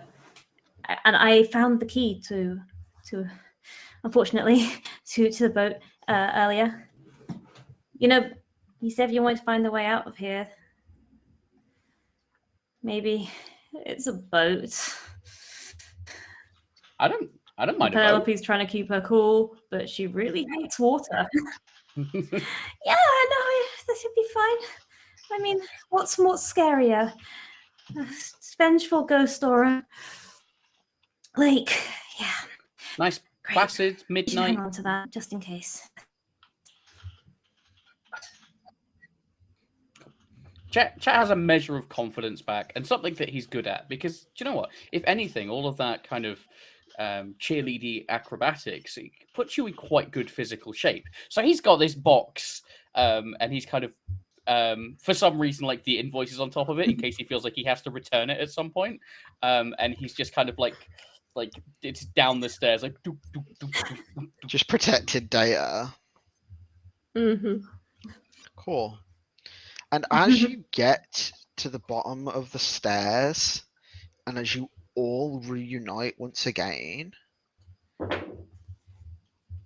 the temperature begins to drop. And there is frost appearing on the windows once again. And you think that between the yelling and the shouting and the moving of boxes and thumping around, you have alerted this thing to where you currently are. And once again, tapping Oh God. tapping on the window. I am coming. I am coming. Just I the tapping. am here. Oh No. And through the apparating through the window, a hulking spectral shape, frayed clothing, caught in an invisible wind, torn and frayed and aged.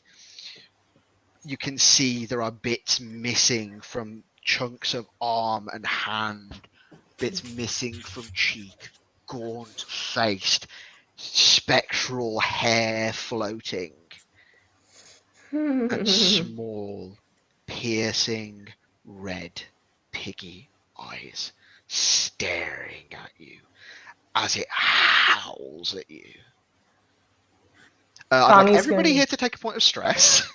Okay. I am officially panicked. I have so much stress points left. Connie is gonna clutch onto I'm Ruru's fur and yell to the others, run, and throw the torch at the specter. Okay, Cool. so You yeet this torch at the spectre and it passes through its ghostly visage, and its head, tilted, staring at you, snaps to look at you directly. Split second, gang. What are you doing? I think that we need to run. Run, Run. run, Run. Run. run. Run. You begin to book it. Are you going front or back? Closest. Don't care. Yeah, whatever's Away from the closest thing. away from the thing. Cool. You head out the back. There is a door at the back, another one of these push door fire things. And if any of you steal a glance over your shoulder, you will see it begin to slowly float toward you. Chet goes through the door shoulder first, like not even caring. Like he's managed to kind of get the drop on the people in front of him. Like he's put a good 100-meter sprint in him. But he like hits that door shoulder first. Like the goal is to blow the door wide enough that the people behind him can just get through. Yeah, I'm gonna say like you are stressed out. You're a physical person anyway. I'm not even gonna make you roll for it narratively. It just makes complete sense. You hurl your shoulder into the door, smack the catch. The door flies open as you stumble through it out into the night once again. Where are you going? What are you doing? Where I think we'd said we were going to check out the sort of orchard and see if the pigsties are on there next. So I feel like on Cool. instinct, Penelope's going to turn that way. That's the same direction as what looks to be a boating shed with a way out. So Chet's quite happy for that like hard right turn. Very, I very thought it was a valid. left turn. Aren't the orchards to the left? You Yeah. are out Yeah. here now. You are this side. I would have So assumed. I'm going to that, give you the workshop. This is the probably order the of orchard each- if you had to guess. Oh, got it. Okay. Oh, okay. I misread the You actually map. came past this earlier Oh, from okay, the got it. outside, so I'll give you that on the map. Okay. Okay. Yeah, I'm gonna follow them, go wherever they are. Definitely not diverting from the group at this point. I'm just Chet is actually just going to be yelling that he's, we've got an engine. There's a boat. We can get out of here. Like we don't have to solve this. We just need to get out. Can ghosts float over lakes? Did It's you just like take- a so have running you got the- conversation. Can ghosts float over lakes? So have you got did you take that cardboard box with the jet propulsion thing with you? Yeah, he came down the stairs with it, quite happy. Cool. Okay, that's fine. Although if someone hadn't thrown the torch, he would have thrown it. Cool. Honestly.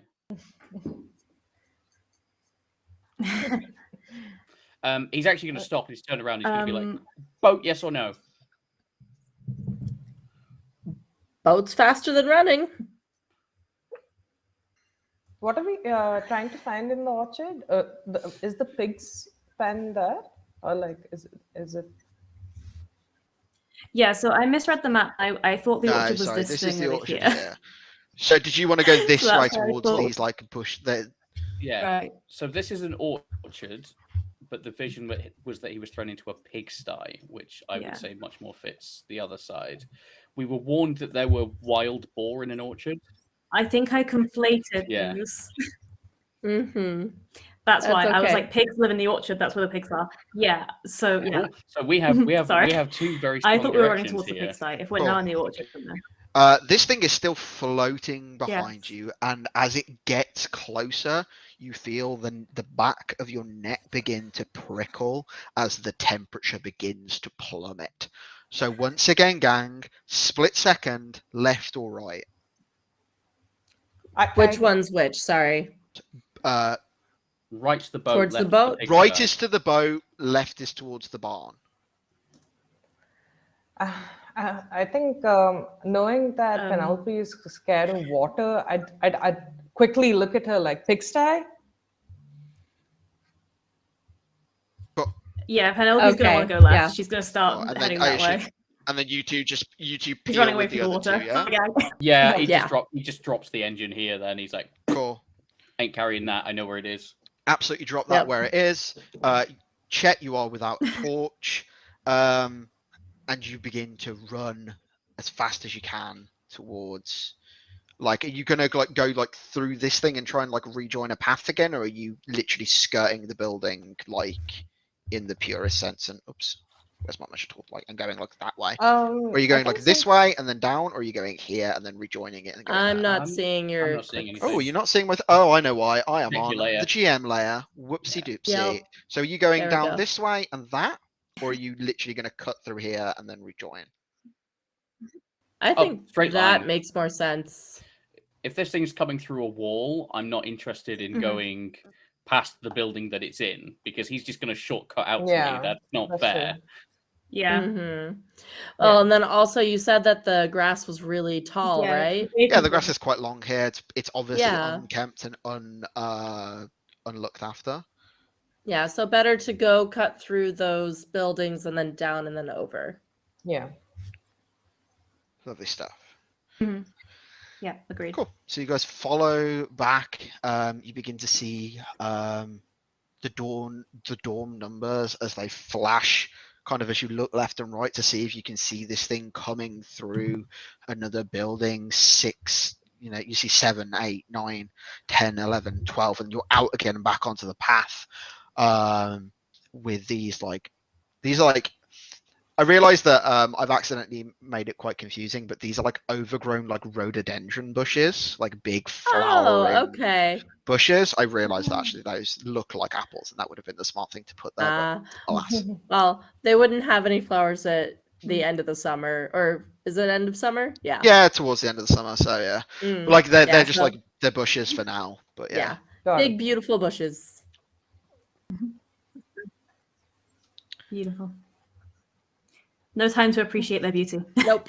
Nope. We're going towards the pigsty, I guess. Yes? Yeah. Pigsty?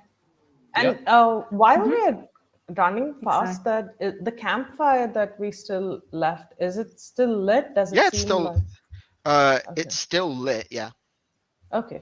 Just checking. for Got now. it. Okay. Yeah. I'd definitely send Ruru up ahead to just alert us if there's anything waiting for us over there. Yep, like that. If it works in that way. Just kind of like...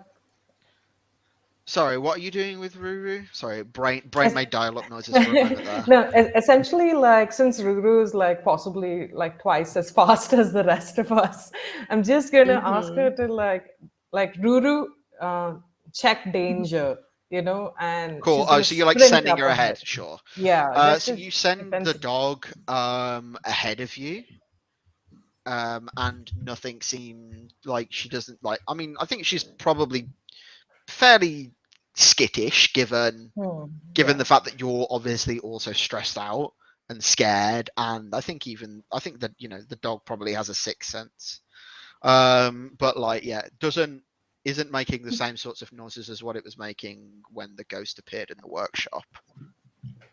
Got it. I think the coast is clear quickly. I think before Dickie reaches us. Okay. And the door, when we reach the barn, is the door lying open? Is it closed? So as you reach towards the barn, this barn was at one point painted in that very classic kind of storybook barn style of like a dark red with like beautiful white awnings on the painted on the panels. But it has obviously fallen to a state of disrepair.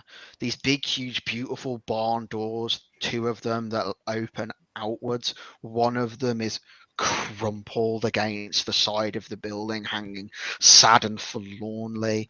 The other isn't far behind it, hanging off a single hinge, though pushed open. The paint has peeled and bubbled, revealing kind of like ugly mottling that makes it almost look like scabs against the wood, painted in like where the red meets the brown. It's peeled away. The white has also like begun to flake and peel away, exposing raw and rotting woods beneath. The barn itself, if you pass through those barn doors, also has a I've already forgot the word for it. The thing that the workshop has, that kind of like second mezzanine. a mezzanine. Mezzanine. Wooden paneled, also beginning to rot, sagging ever so slightly. The floor is covered in dirty, nasty, rotting straw. It reeks of mulch and rot in here. There are the remnants of what you can only assume are stables that were never cleaned, so mixed in with all of this mulch smell is also the smell of like old and nasty animal feces. Lovely. And then there is another smaller door, probably the size of like just like a regular door frame rather than a big double door, that then leads out. That leads out, you assume, to like a runoff or a sty or similar.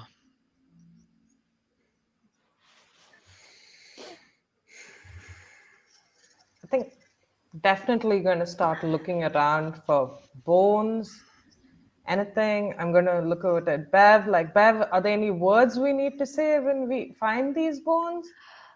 That I do not know. I have no idea. I know that there should be some kind of ritual, but I don't know. This isn't something I've encountered before. Right.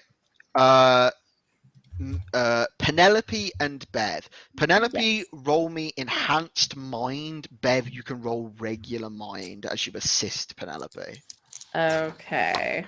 because you this is the monster gang. Okay? Yep. Okay. So that's just a flat 9. Just a flat 9. And I'm going to use one of my luck to up it to Pure pure success. success. Don't. No? Don't. I am going to use Go Team. When everyone is together, I can give a +1 bonus to a skill check that isn't mine. Well, Cool. Woo! Okay. Come on, Bev. You were So it's telling still me a- about this film the other day. There must be something else you remember. Okay. Sweet. Penelope, what did you get, buddy? I got 5, but on enhanced, that's a minor success. Cool. Would you like to use luck here to bump the classification? Yeah, probably a good time as any to do it. Let's bump it up. Sweet. Yep. So I believe that ends us up with 2 pure successes. Yep. Cool. So you know the following things. Penelope, you have your many years with your nose firmly pressed into your monster manual will tell you that this is how you deal with ghosts.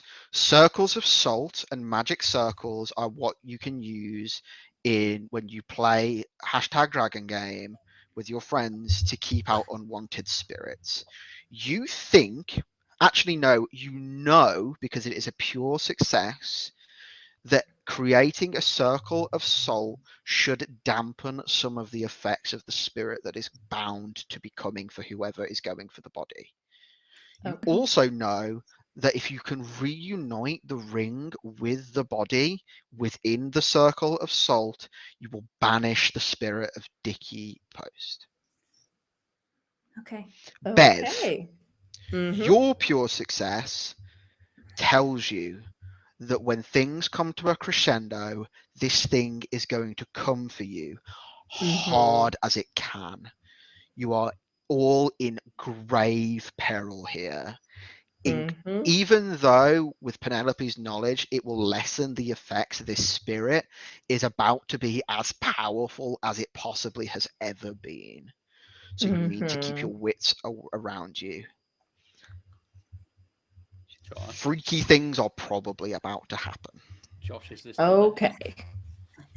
I want to go. Oh, sorry. Sorry, Stampy, what did you say? I said, is this the lair?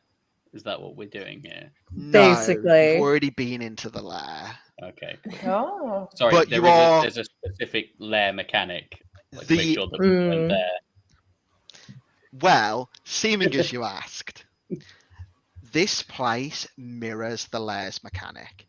In the monster's lair, any roll you make, I think, is made under what is it called? Dire circumstances, I believe Yes. it's called. So, sorry, just because I've got it in front of me. So, anything under a pure success, any consequence is treated as a dire consequence. Even like a minor consequence is immediately upgraded to dire consequence. oh, So, anything under a pure success, which is a 10 or 11 standard roll, is very bad.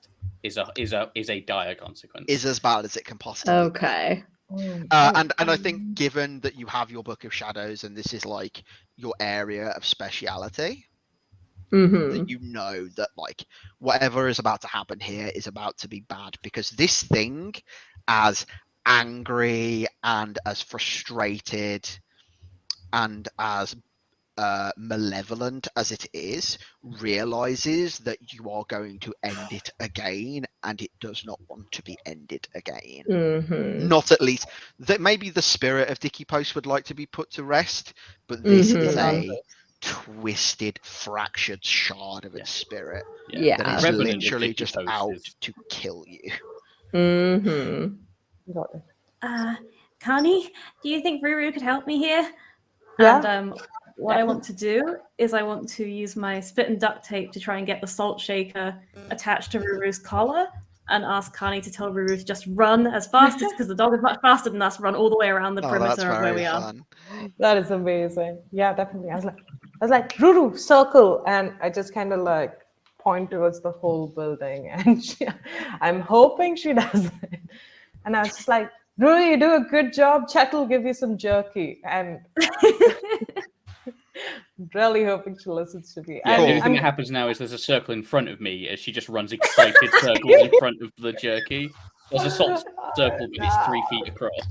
Yeah, So, I'll be back.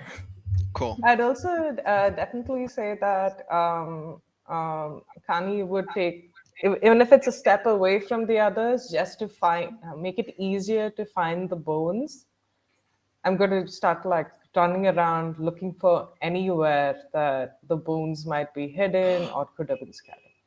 They threw him over the fence, so I'm just going to immediately kind of go to that door out to where like the actual sty proper is, and kind of that single door, and just kind of push my way through that door, like rather than like the stably area that we're in.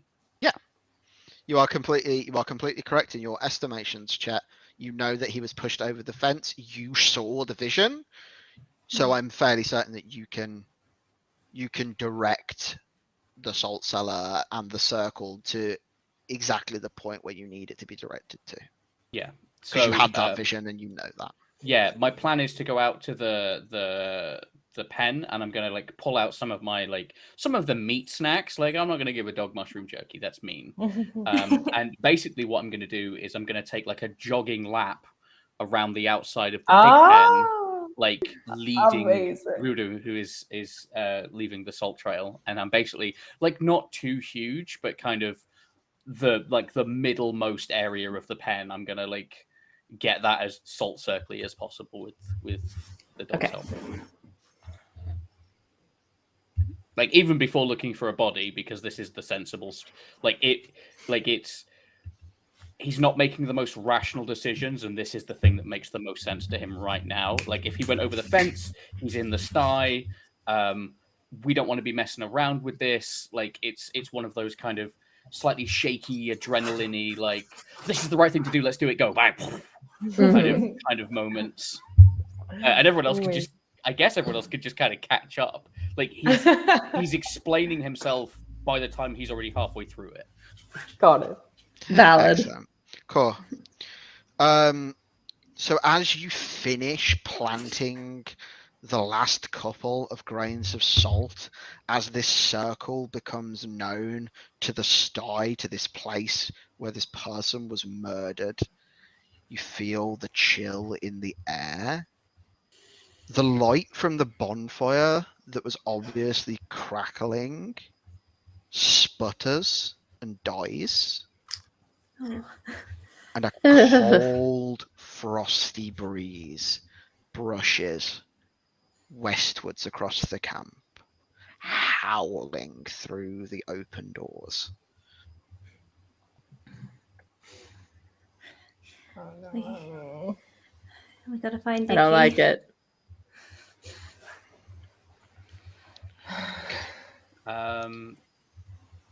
Chet is pretty much just going to fall onto his knees and start trying to dig through like the mud with his bare hands at this point. Like, he's almost frantic. Like, he's kind of at the edge of his, like, it's borderline like hysterical panic. Cool. So who is digging for the body? Just Chet? I think I'm Penelope going to will help as well. Yeah, Yeah. definitely. I think most of us are going to be just like scratching around looking for any I feel like bones. Ruru should be helping too. Just Sadly, Ruru is sat there with what I can only imagine is 3/4 of a pack of beef jerky. Looking very pleased with Okay. himself. very fair. Bev's just gonna keep an eye out, just protecting, but realistically, she wouldn't be able to do jack. Yeah. I think Penelope's like, I can get a new plaid skirt, and just throws herself into the mud too. Lovely. So, we're just gonna roll. Like those of you who are digging, just roll 2d6. We're literally just going to use this as like a fortune roll to see like who finds what. Double 2. Ooh, 6. no. Double 4, 8. Connie, you begin to dig kind of near to where Chet is, but not quite. You get like, it would seem that like this large body, by the time that it had reached the pigs, was probably tugged and pulled away a little bit. And you stick your hand through this oozing, stinking black mud and begin to push it to one side, hands and knees up to your elbows, shifting this mud across away from the earth, disturbing it and digging it and deeply, deeply moving through it. And your hand brushes something hard. And as your hand brushes something hard, you feel your hands and your wrists twist as if something grasps you from beneath the mud and Oh, begins to God. pull you face first down and down and down and No. down. Scream!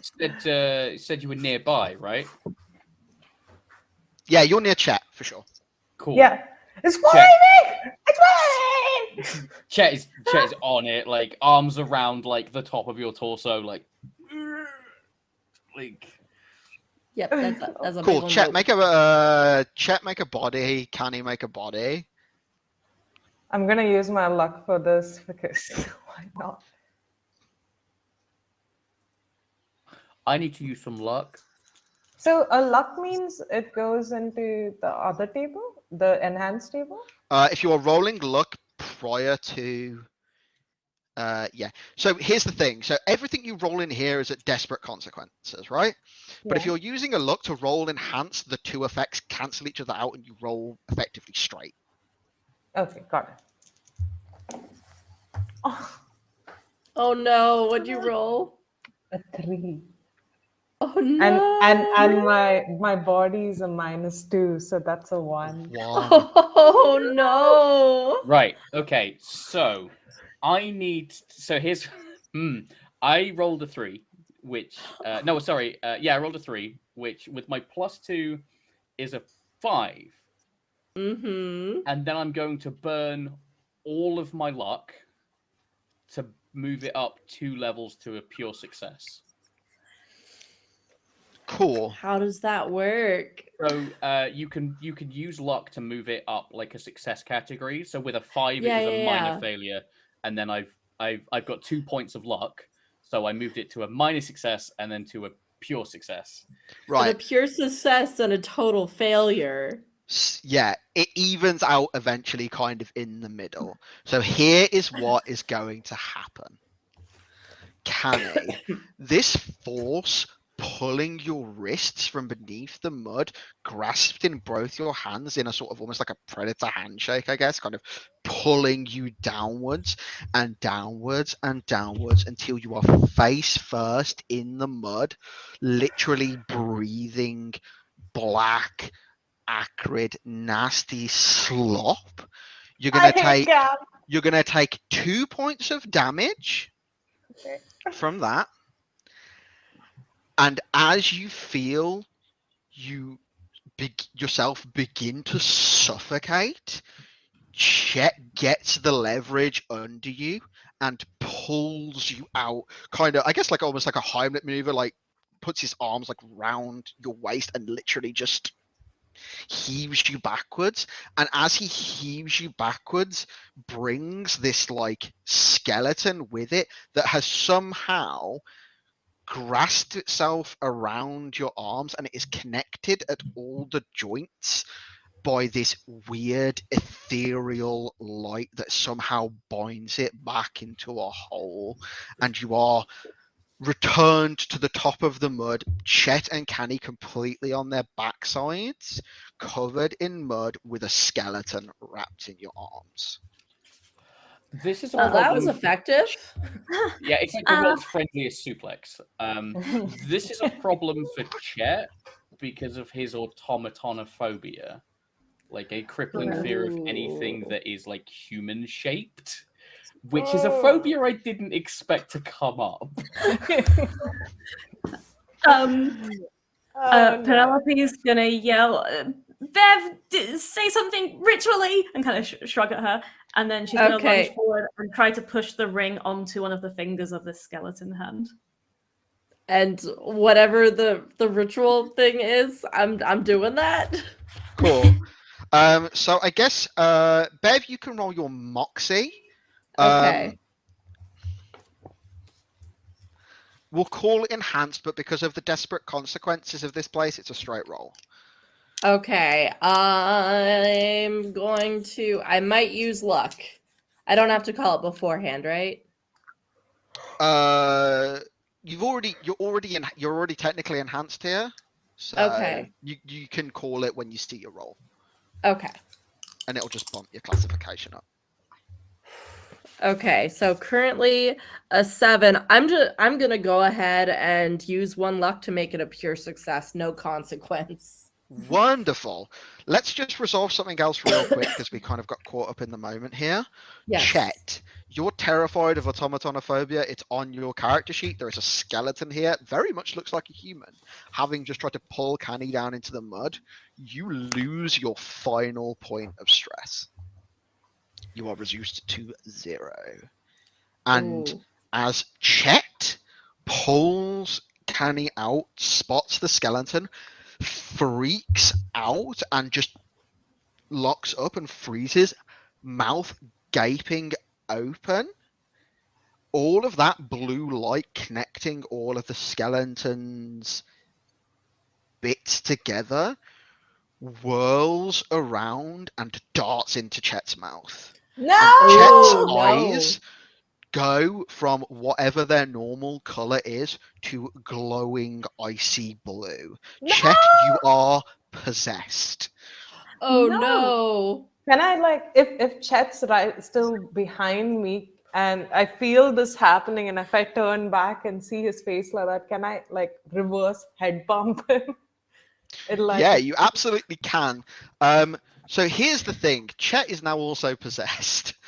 So Chet, I'm gonna get you to roll your stuff for me here. Because it still has stats. It's using your body as a carriage, I suppose, for want of a better words. So you are suplexing Canny here, and you begin to try to asphyxiate Canny as she tries to headbutt back. So I'm going to have both of you roll bodies as Bev begins to orate whatever Bev needs to orate. Yeah. Would I be able to do a moxie instead? That's the best roll I've done all night. Oh no. Oh no, I don't think I'm gonna get that. Betrayal. Oh wait! I got. I got a 9, but I have a -2. Okay, wait. Do you can I have use any my- You have luck? luck. Yes, I have a luck that I can Cool. use. So you bump your minor success up to pure success. And as Chet begins to choke the life out of you, you find some purchase and slip yourself out. And you are now kind of on top of Chet, trying to hold him off. I'm crying, but I'm holding you down, Chet. But you've got the thing is that Chet is obviously stronger than you are. He's bigger than you are, but you have the position of leverage now. So as Penelope slips the ring on, Bev, if you would like to orate what you would like to orate and roleplay this out for me. Oh god. Remind me again. I'm sorry. What? So you're What am just I trying to supposed put to be the saying spirit here? to rest here. Okay. Like you've reunited the ring with the body in the circle of salt, and you're just going to try and put it to rest effectively. Now you've got the elements all combined. Okay. Oh, I don't know what you say here, and I'm going to say that Bev is very flustered. Is like I've seen all of the movies. I don't know how to make this into real life, but hey, we didn't do anything to kill you. We weren't here. We probably weren't even born when you were killed. You are it's unfortunate you are dead. You should not be here anymore to kill other people and terrify them, and you just need to rest in peace. Go. Rest in peace. Tap the skull. Cool. And forgive me a moment of indulgence here, if Yes. I may. Cammy fighting Chet. The spectre of Dicky Post realizes what is happening, and throws Canny off him in an act of superhuman strength. Canny hits the barrier hard and falls to the floor. If you still have a hit point to take, Canny, take a hit point as you are rebounded off of the wood. And Chet begins to advance on you and begins to grab for you the same way that he was grabbing for Canny, to squeeze the life out of you, to stop you from saying what you were trying to say. And as you tap the head, and you're like, rest in peace, as the hands close around your neck, you feel Chet go. You see all of this blue energy. It kind of like pulses through Chet's veins. It's bright blue and like neon shining. It shoots up his fingertips and up his arms, and there is a glow beneath Chet's shirt that is covered in dirt and shit and horrible stuff. This light burns up towards his throat and is expelled once again out of his mouth in a cloud of blue fog that swirls around the body. And as it begins to swirl, the mud where Dicky's body is goes icy cold and coalesces into frost. And as it condenses into frost, the fog going lower and lower and lower and lower and lower before it finally dissipates, and the temperature begins to rise again.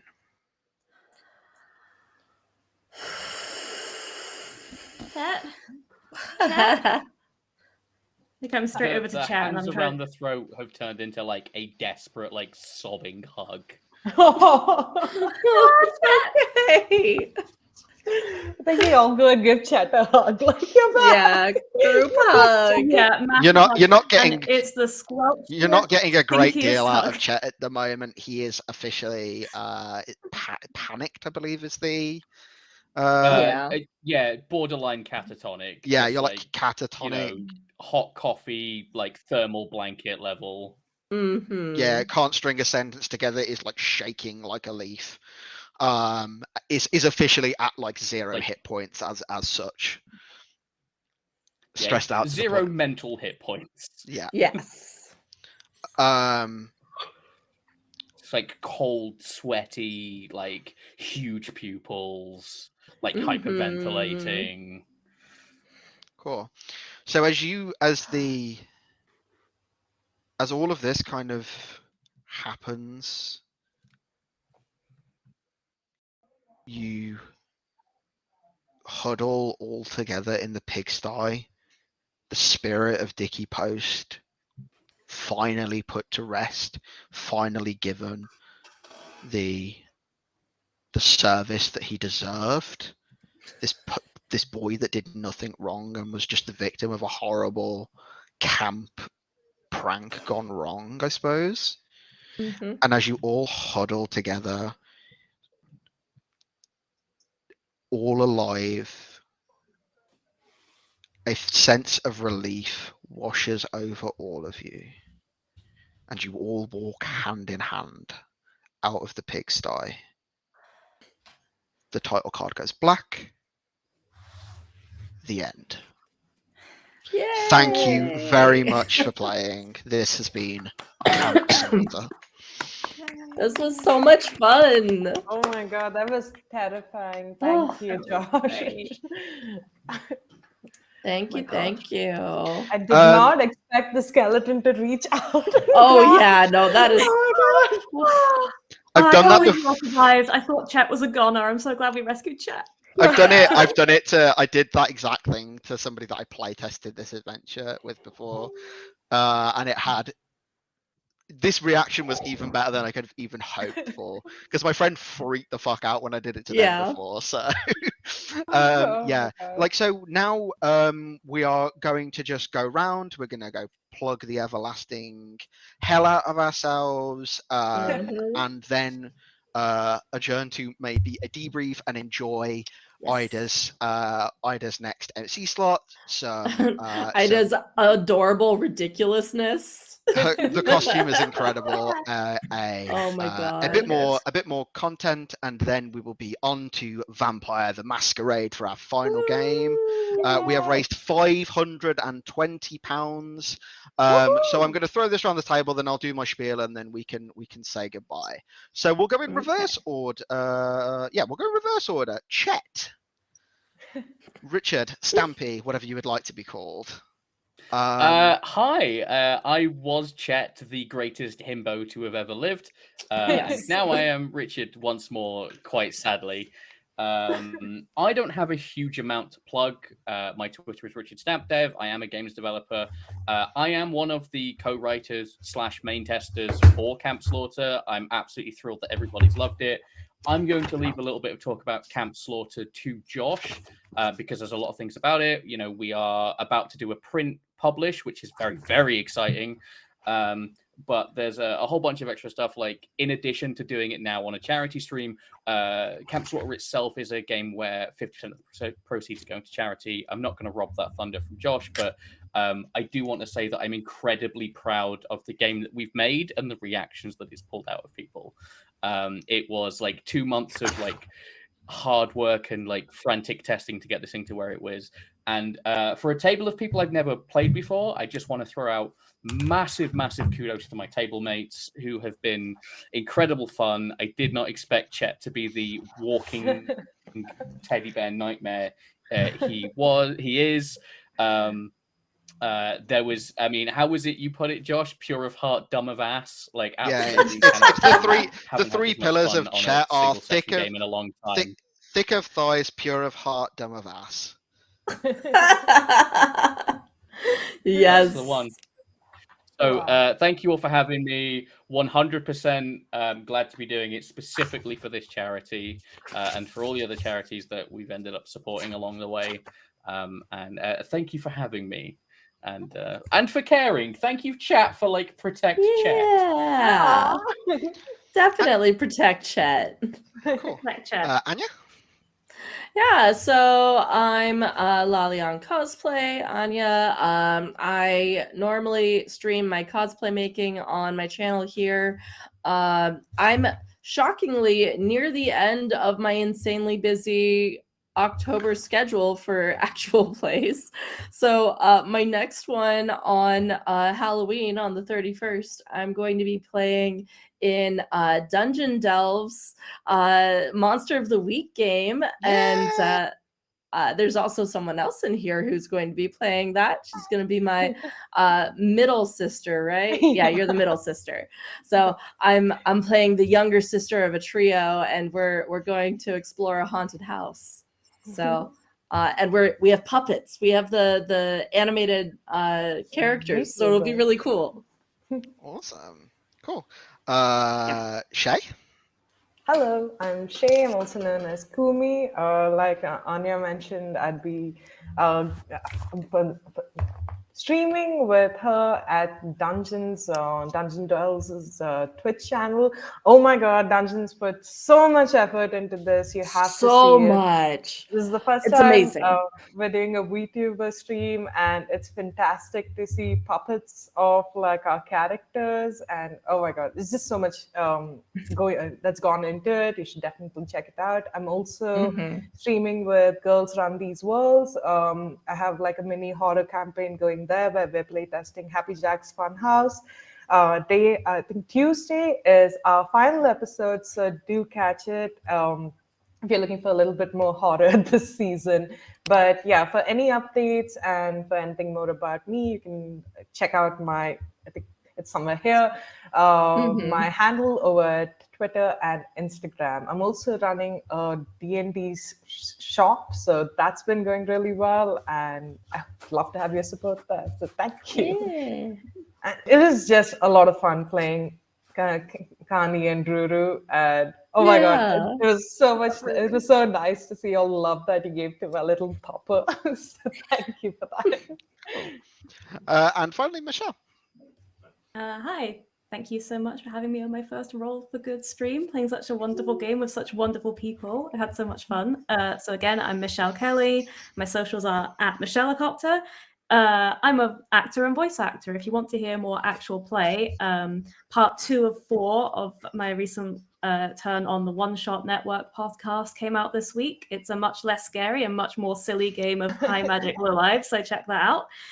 If you want more horror from me, I can point you towards The Secret of St. Kilda, an audio drama podcast. The whole of season 1 is out now, and it's been nominated for the Audioverse Awards. So give it a listen, and if you like it, and if you're based in or near London and you'd like to participate in a ritual with an otherworldly creature, next month I am in the immersive interactive live show, Come Bargain with Uncanny Things.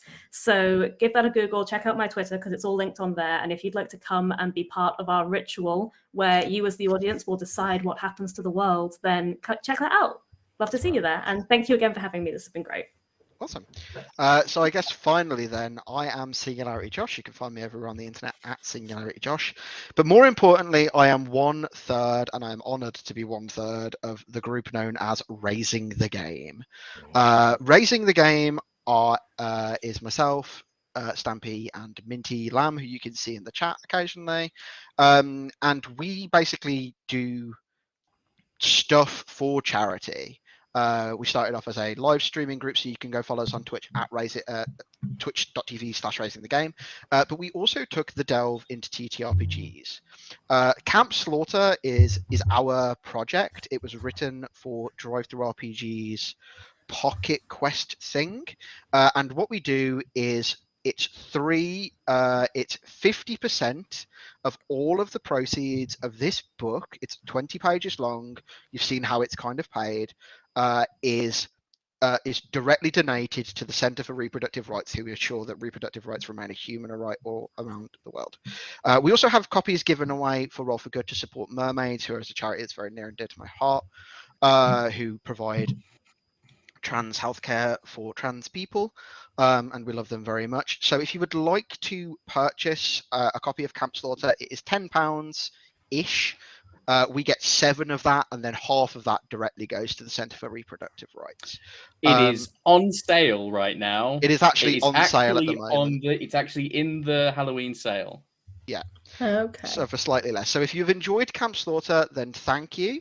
Everything that you need to play the game is in that book, and if you buy the book now, when we eventually get round to writing our extended version, which very well might include this adventure, because I know that we were all going to write an adventure for the extended version, then that's where you can find it. And thank you very much, Roll for Good, for having me, and I hope that the rest of the stream goes wonderfully. So pass this back to the producers and the MCs and all of the lovely goodness to come. I hope you have a wonderful and spooky evening. Goodbye. Bye. Bye. Bye.